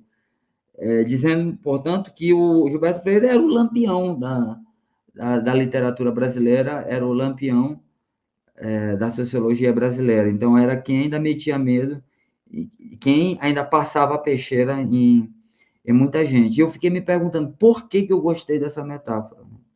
Por que eu gostei da brincadeira do Oswald de Andrade com o Gilberto Freire. Comparar o Gilberto Freire com o Cangaceiro, comparar o Gilberto Freire com o Lampião. E aí eu comecei a lembrar das coisas que eu via em casa, ou das coisas que a gente vê no Nordeste, como o cabra colocar um patacho, um rabo de galo debaixo da porta, né? Pode não ter espingarda, pode não ter arma de fogo, mas tem o último recurso, né, do maranhense, desarmado, é pelo menos um facão debaixo da porta, né? Ou quando a gente... Por que eu gostei desse comentário do Oswald de Andrade?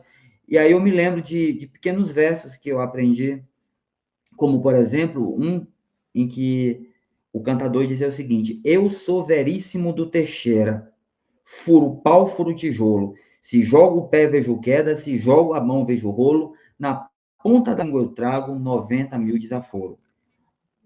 E o outro diz: ah, meu amigo, comigo você não pode na cantoria, vista de cego é vara levada por mão de guia, língua de mudo é aceno, isso você não sabia. Ou seja, por que eu gosto de um cantador que diz, eu sou o tal, né? Eu sou Veríssimo Teixeira, furo pau, furo... Depois eu descobri lendo Câmara Cascudo, eu já tinha esse versinho de cor, e eu descobri lendo Câmara Cascudo que eu recitava, eu sou Veríssimo Teixeira, e depois eu descobri que ele era Veríssimo do Teixeira, da cidade do Teixeira, que eu acho, se eu não estiver enganado, é na Paraíba, né? E ele era cantador e cangaceiro, né? Então ele estava mostrando aí a sua valentia na cantoria, mas ele também apresentava uma valentia no cangaço. Então, essas ideias todas que a gente pode ver que são presentes no Nordeste a ideia da valentia, do eu te desafio. A gente pode observar, sobretudo na cantoria. O Câmara Cascudo diz que tipo, os martelos em desafio, em que um cantador porfia com outro cantador, e houve situação em que teve cantoria que durou, se eu não estiver enganado, 8 dias. Não sei se não foi 8, foram 7, né? Tipo, o cara pelejar, tem uma pugna, um boxe de palavras por 8 dias, com pequenas pausas para comida e dormida, né? Cara, impressionante. Essa disputa, né? Essa coragem, essa valentia que a gente via no Gilberto Freire e a gente vê no Cantador. E a gente vê, por exemplo, no Gerardo Melo Mourão, quando ele foi difamado por um jornalista, e ele conta isso, está no YouTube, né? Ele conta isso numa entrevista, ele foi difamado por um jornalista, e eles se juntaram, ele e uns amigos, e pegaram o jornalista e levaram, acho que para um restaurante de um português, onde já estava tudo armado lá. E aí botaram lá o jornalista à mesa e trouxeram para ele um prato de merda, né?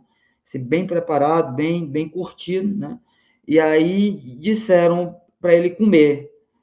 E aí ele disse que não comia, porque não ia comer merda, né? E aí ele disse, se não come, morre. Acho que puxaram lá, se não tiver enganado, puxaram lá uma arma, se não come, morre. Aí foi o jeito de comer merda, né? E aí ele pediu um guardanapo, né? Como se grande merda, né? Tem um guardanapo depois que você está comendo merda. Então, um guardanapo. Ele disse, não, sem guardanapo. E aí, depois que ele comeu, eles disseram, agora vai morrer, porque quem come merda tem que morrer, entendeu? Então, a gente vê acho que não mata, depois liberaram o cara, né? Mas a gente vê essas coisas, né, que estão presentes no imaginário literário, mas também nos causos, né, digamos assim, nas coisas que se contam no Nordeste, e todas essas histórias de valentia, todas apreciadas, né? E aí eu me perguntei, assim, por que eu gosto dessas histórias de valentia do Gerardo Melo Mourão, que concorreu ao Nobel de Literatura, mas no baixo mundo aqui soube encarar alguém que o difamou e fez o cabra comer merda. Ou porque eu gostei da história, da brincadeira do Oswald de Andrade com o Gilberto Freire, comparando o Gilberto Freire, ou na verdade, comparando o Gilberto Freire com o Lampião, né?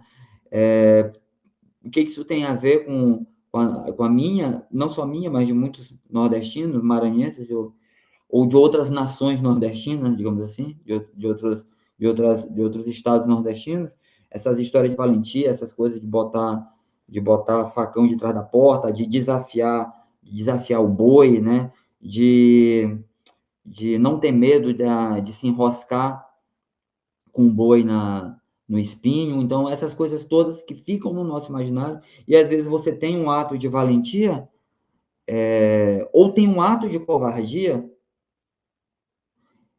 e aquilo te alegra ou te dói, dependendo da situação, e a gente, às vezes, não se dá conta de todo o manancial de imaginações, de todo o manancial de símbolos, de todo o manancial de elementos afetivos que compõem a nossa formação, que está presente nos nossos avós, que está presente nos nossos pais, nos nossos melhores amigos, nos piores também, né? E nos nossos inimigos, está presente assim, naquele ambiente que a gente respira e no qual a gente vive como um peixe, né, que está dentro d'água e que não consegue imaginar, e que não consegue sentir, e que não consegue pensar em outra situação fora daquela, né?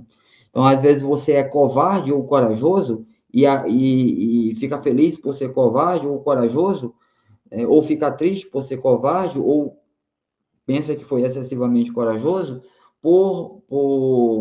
não por uma meditação sua, mas por um sentimento que você carrega e por uma participação simbólica que você já tem com uma comunidade, ou com uma família, ou com um grupo de amigos, né?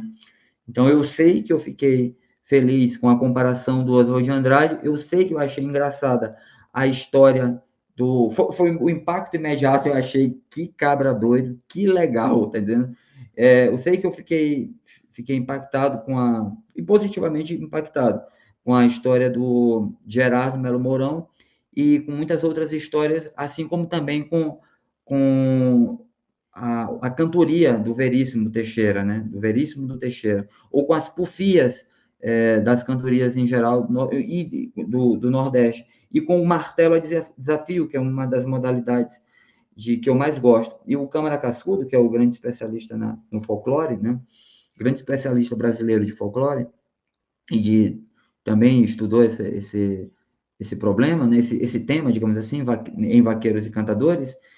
Ele conta muitas histórias, né? E de valentia, e comenta que essa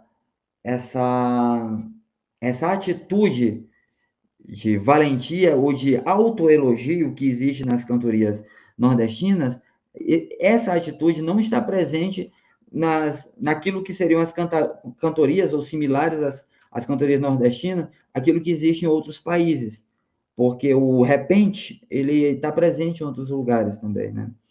Mas o do Nordeste, ele tem até uma, digamos assim, uma arrogância literária, que às vezes o cara tá dizendo, eu sou isso, eu sou aquilo, eu vou te dar, eu vou te não sei o quê, blá, blá, mas o cara volta para casa e ele tá com fome, ele não tem o que comer, mas ele tá ali, firme, tá entendendo? Eu vou dar na tua cara, eu vou te quebrar, não sei o quê, sou melhor que tu, não tem cantador melhor do que eu, só tô com fome, mas não tem cantador melhor do que eu. E muitos eram mendigos, analfabetos, cegos, ou semiletrados, e, enfim, situação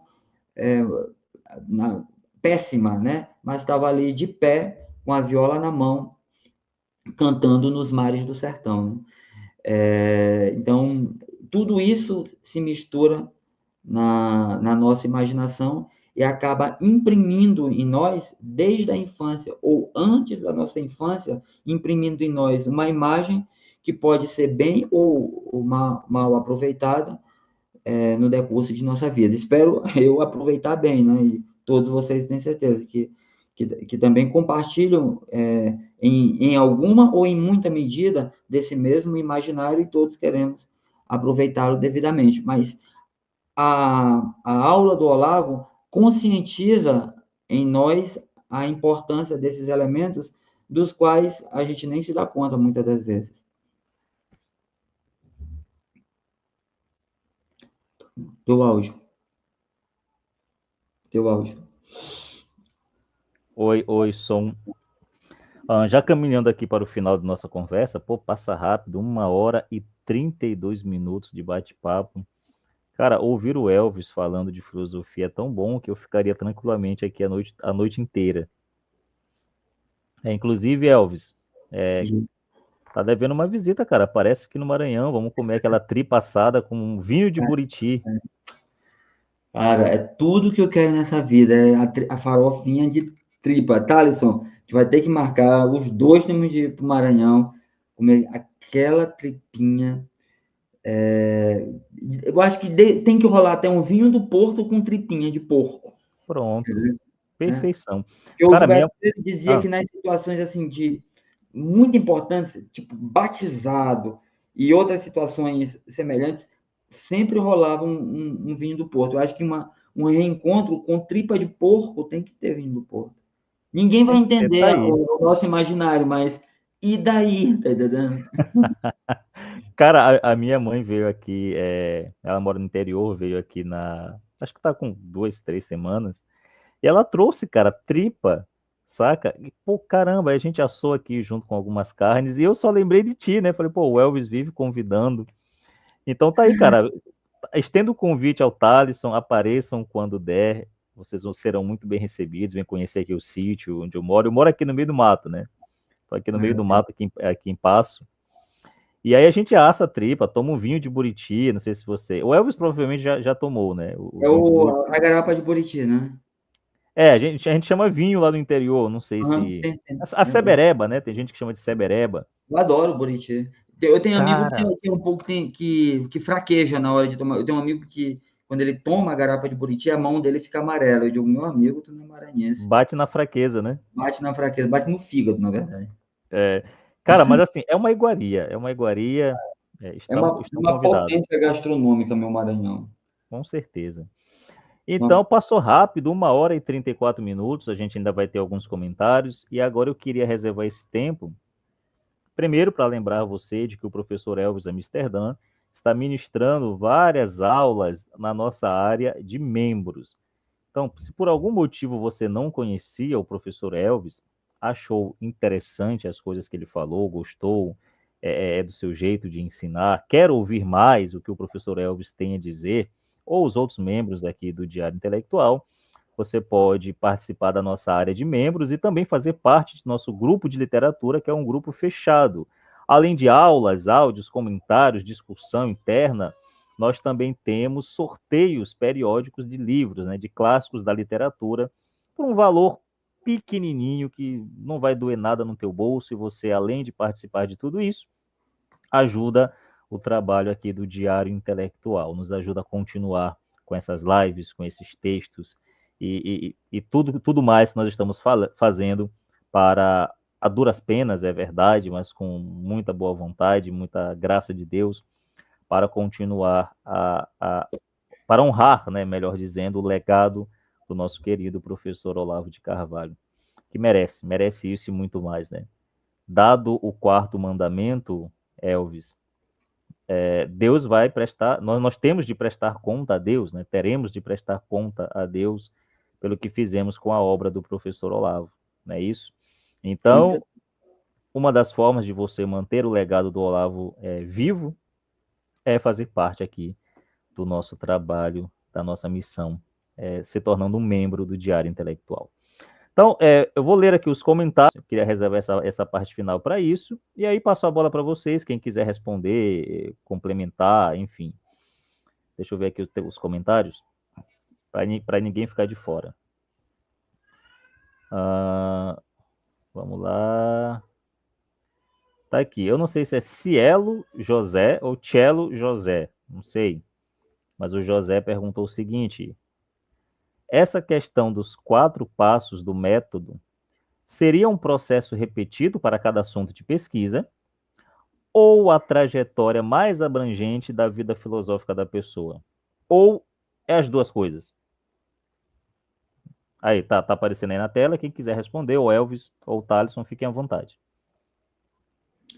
Eu vou fazer uma analogia com o método do Mário Ferreira dos Santos, da Deca Dialética. Ele diz que os 10 passos da Deca Dialética podem ser usados todos para análise de um mesmo assunto, ou só uma parte. Você pode analisar um problema com apenas 2 passos, 3 passos da Deca Dialética. Então, não com todos os pares de oposição. Então, o método filosófico, ele é incorporado pelo filósofo, mas em cada análise que você faz de um problema, você não precisa analisar o problema usando todos os passos, entendeu? Mas aquilo fica...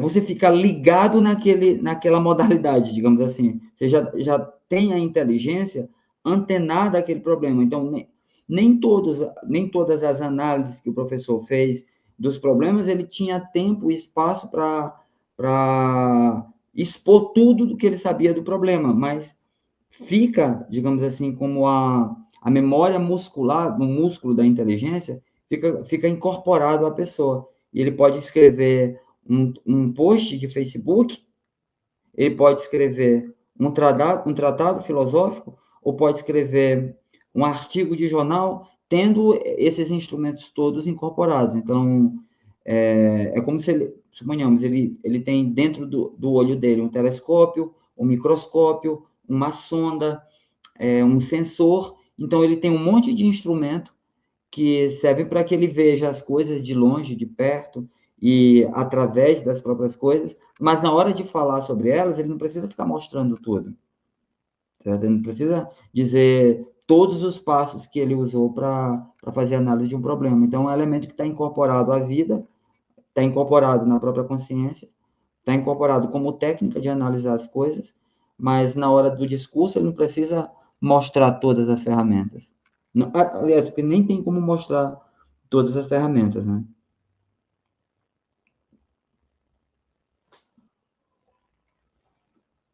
Perfeito. Thaleson, queres complementar algo?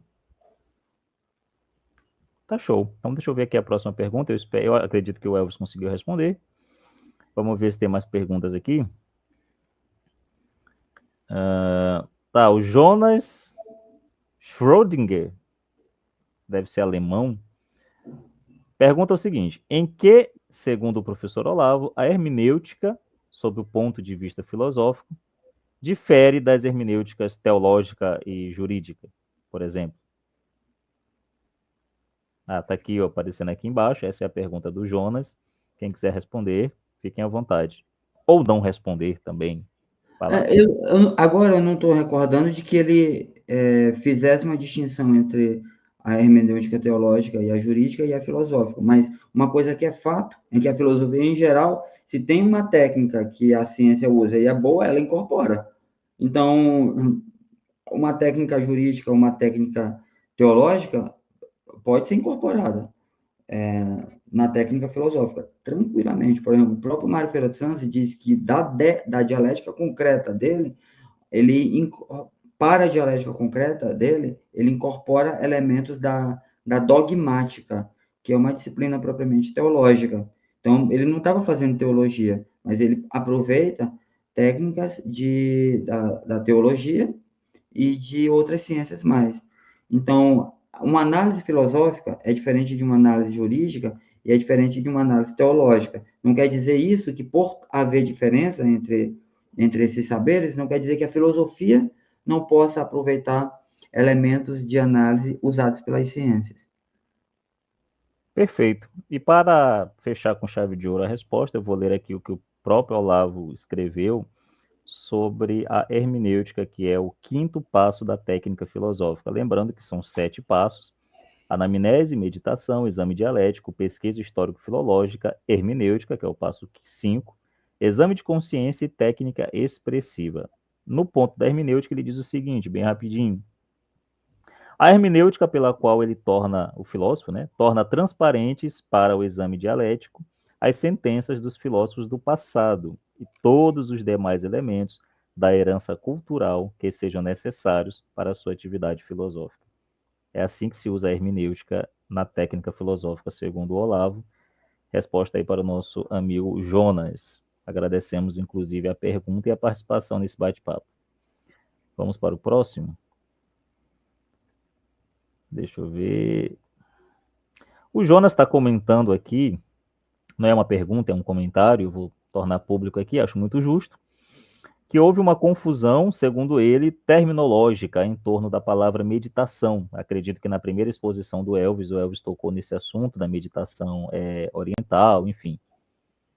Ele acredita que houve uma confusão terminológica por parte do Elvis, que a meditação, de acordo com o Oriente, é uma prática de esvaziamento mental, e o que o Olavo propõe é outra coisa. Eu não disse que era a mesma coisa. Eu não disse que era a mesma coisa. Até mesmo que se a gente pegar as meditações orientais, vão ser muitas coisas variadas e não apenas uma, né? Eu apenas disse que muita gente fala de meditação e procura a meditação oriental e se esquece que existem técnicas de meditação ocidental, técnicas da igreja e técnicas filosóficas, o que não são a mesma coisa, mas tem uma profunda coincidência em muitos pontos, né? Eu não disse que a meditação oriental é a mesma coisa da meditação ocidental.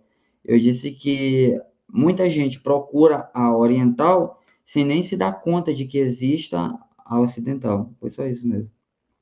Perfeito. Agora a pergunta para o Thalisson, o mesmo Jonas, e ele faz questão de ressaltar que é para o Thalisson. Thalisson, quais clássicos têm primazia em uma bagagem literária fundamental, né, segundo você?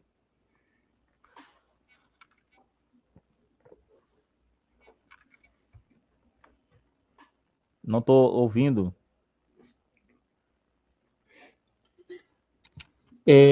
O Olavo no começo do COF, mandava a gente ler toda a obra da literatura universal, né? Os clássicos da literatura, né? Não é qualquer leitura, não.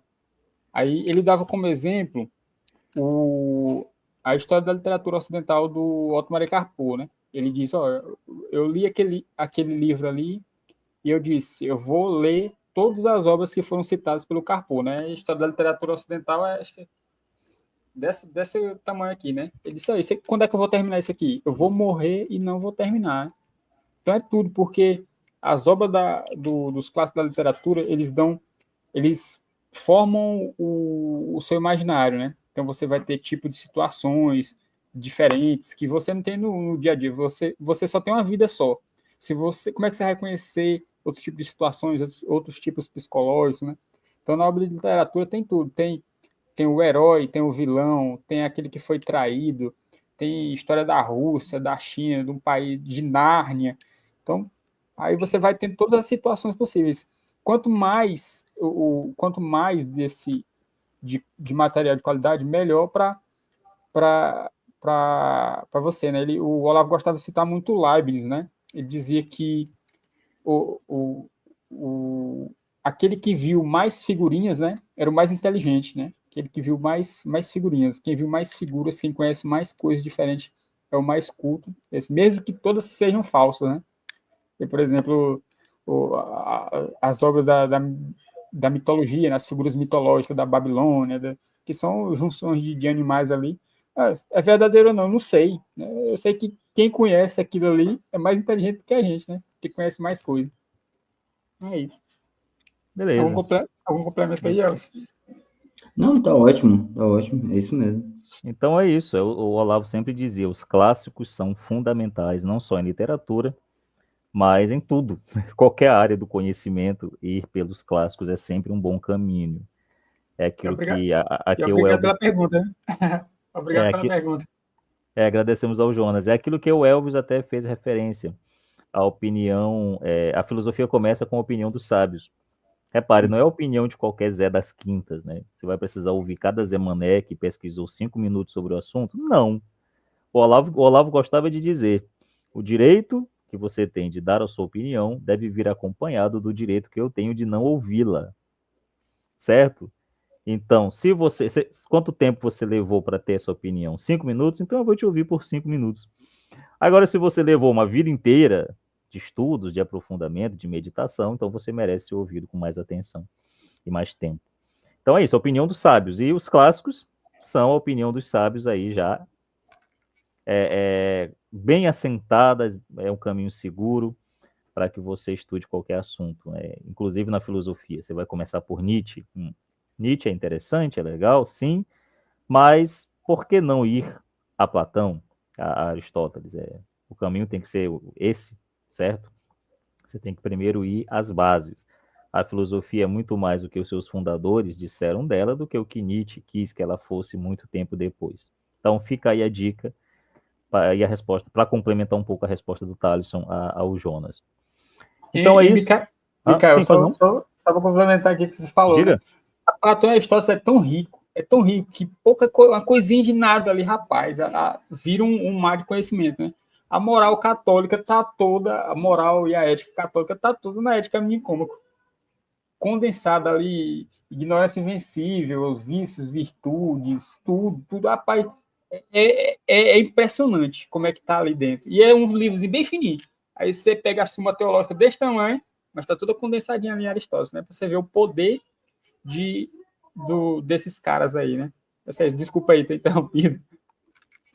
Pois é, cara, Aristóteles é tão grande que o Santo Tomás o chamava de o filósofo, né? Para os escolásticos, Platão era muito mais um poeta. Filósofo mesmo era Aristóteles, né? Filósofo por excelência. Inclusive, a explicação do milagre da Eucaristia é toda aristotélica, né? A explicação que a igreja dá hoje em dia é toda aristotélica.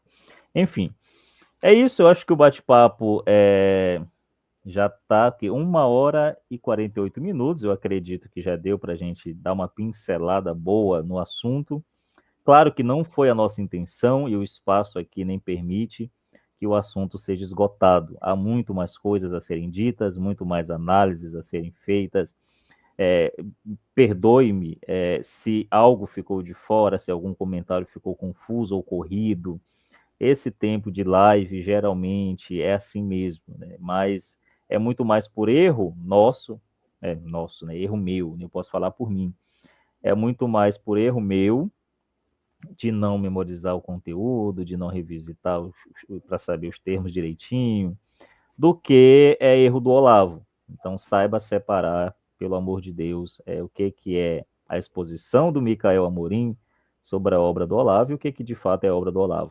Por isso que a gente recomenda, terminou essa live, corre aqui na descrição, você vai ter acesso pelo preço mais barato de toda a internet, o Bernardo já fez isso para você, você não precisa mais pesquisar em vários sites para comparar preço, frete, não, o Bernardo já fez a pesquisa, vai estar aqui na descrição o link para que você adquira A Filosofia e Seu Inverso, aonde o professor Olavo expõe aquilo que tornou possível este bate-papo, que é a técnica filosófica. Para Olavo, a filosofia não é uma ciência, mas é uma técnica. E como toda técnica, ela pode ser aprendida.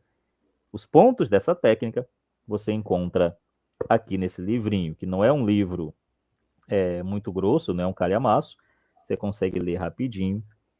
E eu recomendo muitíssimo, é um dos livros que eu mais gosto do professor Olavo, né? Tanto que tem uma resenha sobre esse livro, que vai estar aqui na descrição também, uma resenha que eu fiz aqui para o canal. É isso, agradeço a todo mundo que nos assistiu até aqui, não se esqueça de curtir, comentar esta live e considere tornar-se um membro aqui do Diário Intelectual para conteúdos exclusivos. Elvis Amsterdã, tuas últimas considerações? Só agradecer aos que estão assistindo ao vivo e aos que hão de assistir depois. E esse é um tema muito amplo. Se daqui a alguns meses nós tivermos a oportunidade de fazer outra live sobre o mesmo assunto, certamente ainda vai continuar tendo conteúdo para ser comentado, porque do livro mencionado pelo Michel e do curso que o professor ministrou sobre o mesmo assunto do livro, tem um monte de coisa que a gente ainda não comentou, mas que no futuro poderíamos comentar, e então essas duas fontes aí são recheadas, estão fornidas de informação. Quem ainda não se inscreveu no COF e acha que é muita aula, eu sugiro fazer inscrição em pelo menos um curso, entre os cursos que estão oferecidos lá no Seminário de Filosofia, pelo menos compra um curso desse para ter acesso a um conjunto de informações mais profundo, um conjunto mais profundo de informações do professor Olavo. Você acha que não tem fôlego para assistir 500 aulas, mas certamente 6 aulas, 5 aulas, ou dependendo do curso, quantas aulas sejam, a pessoa certamente vai conseguir assistir, e aí de curso em curso ela vai se conscientizando da quantidade de saber que o Olavo dispõe para todos nós. Um abraço, excelente noite para quem nos assistiu e fiquem com Deus e Nossa Senhora. Thalisson, tuas últimas considerações?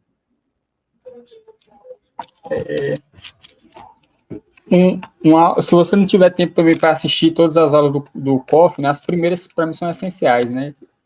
Quando eu sou professor de física no ensino médio, geralmente eu boto lá para a negada fazer o necrológio. Em algum momento eu boto o pessoal fazer o necrológio, né? E é isso aí, pessoal. Eu quero agradecer a todo mundo, né? É um prazer rever o Elvis, né? Que eu sou fã do Elvis. Aí, antes de conhecê-lo, já era muito fã. E conhecer o Micael também, tinha muita vontade de conhecer, tive essa oportunidade hoje, né? Pessoalmente, graças a Deus aí, Deus tá me colocando em contato com pessoas excelentes, né? Com amigos, né? Que a amizade é buscar as mesmas coisas, amar as mesmas coisas e odiar as mesmas coisas. Bernardo também, grande amigo aí, tá me influenciando aí para certas coisas. Espero que dê certo aí nossos planos. Que certas coisas são essas? Coisas boas. Coisas boas. E o Jonas, agradecer meu amigo Jonas aí, que fez um dia a pergunta minha, um grande amigo também, muito inteligente, uma pessoa mais inteligente que eu conheci pessoalmente, né? Acaba na área de linguística aí, é um gênio, né? Então, é isso aí, pessoal. Agradecer a todos que estavam na live aí, todas as perguntas, todos os comentários, né? E o Bernardo que ficou aí nos bastidores, né? Então, só tenho a agradecer a Deus por todos vocês. Amém, cara. Louvado seja nosso Senhor Jesus Cristo. Só avisando ao pessoal aí do Nordeste, de algumas cidades do Nordeste, isso aqui é paz e amor, viu? Não pertence a nenhuma facção. Aqui é o coraçãozinho. Bom, todo mundo que nos assistiu, fiquem com Deus e com a Santa Virgem Maria, que ela possa abençoar a todos nós, que a Virgem que esmaga as heresias e as ideologias possa continuar abençoando e protegendo os alunos do professor Olavo e mantendo o seu trabalho vivo no Brasil e no mundo. É isso, então. Deus abençoe a todo mundo. Estamos nos aproximando da Quaresma, que todo mundo possa reviver, né, ou melhor, rememorar, que todo mundo possa fazer esse exame de consciência, repensar suas atitudes e ver onde você está errando, aonde você pode se tornar uma pessoa melhor. Se o estudo da filosofia não te tornar uma pessoa melhor, uma pessoa mais próxima de Deus, uma pessoa mais íntegra, ela serve para quê, no fim das contas, né?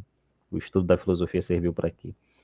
E se tua filosofia não explica nem a tua vida, não serve nem para a tua própria vida, ela não serve para nada, no fim das contas, e é apenas erudição, apenas emulação, como o Elvis citou várias vezes aqui.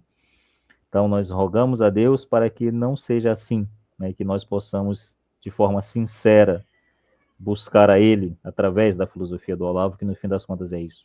No fim das contas, a verdade não é uma doutrina, não é uma afirmação, não é um texto, não é uma frase, embora também possa se apresentar como uma doutrina, afirmação, texto ou frase. Mas a verdade é uma pessoa, a segunda pessoa da Trindade, nosso Senhor Jesus Cristo. E é isso. Santo Agostinho dizia: quanto mais eu me aproximo desses estudos, mais eu amo a verdade. E a verdade, que eu busco com tanto afinco, tem um nome grego de filosofia. É isso. Boa noite a todos. Mais uma vez, abração ao Elvis. Muito bom sempre tê-lo aqui conosco. Thalisson, prazer conhecê-lo, cara. Eu espero que a gente possa se encontrar mais vezes por aqui pela internet e também pessoalmente para comer aquela tripa assada com vinho do Porto, que o Elvis vai dar o vinho. Elvis vai dar o vinho. Com certeza. Espero ter a honra de comer essa tripinha com farinha de puba e vinho do Porto. Amém? Maravilha. Deu até fome agora. Aqui nessa live dizendo amém. Deu até fome aqui, cara. Eu preciso me retirar. Porque... até senti o cheirinho. Assim. Aquele cheirinho maravilhoso, né? Então tá, pessoal. Deus abençoe a todos. Até a próxima e tchau, tchau. Valeu. Winston Churchill. Encerrou aí a live. Cheguei aqui. Fala, Bernardo. Bernardo é o Sombra lá do Silvio Santos. Cara...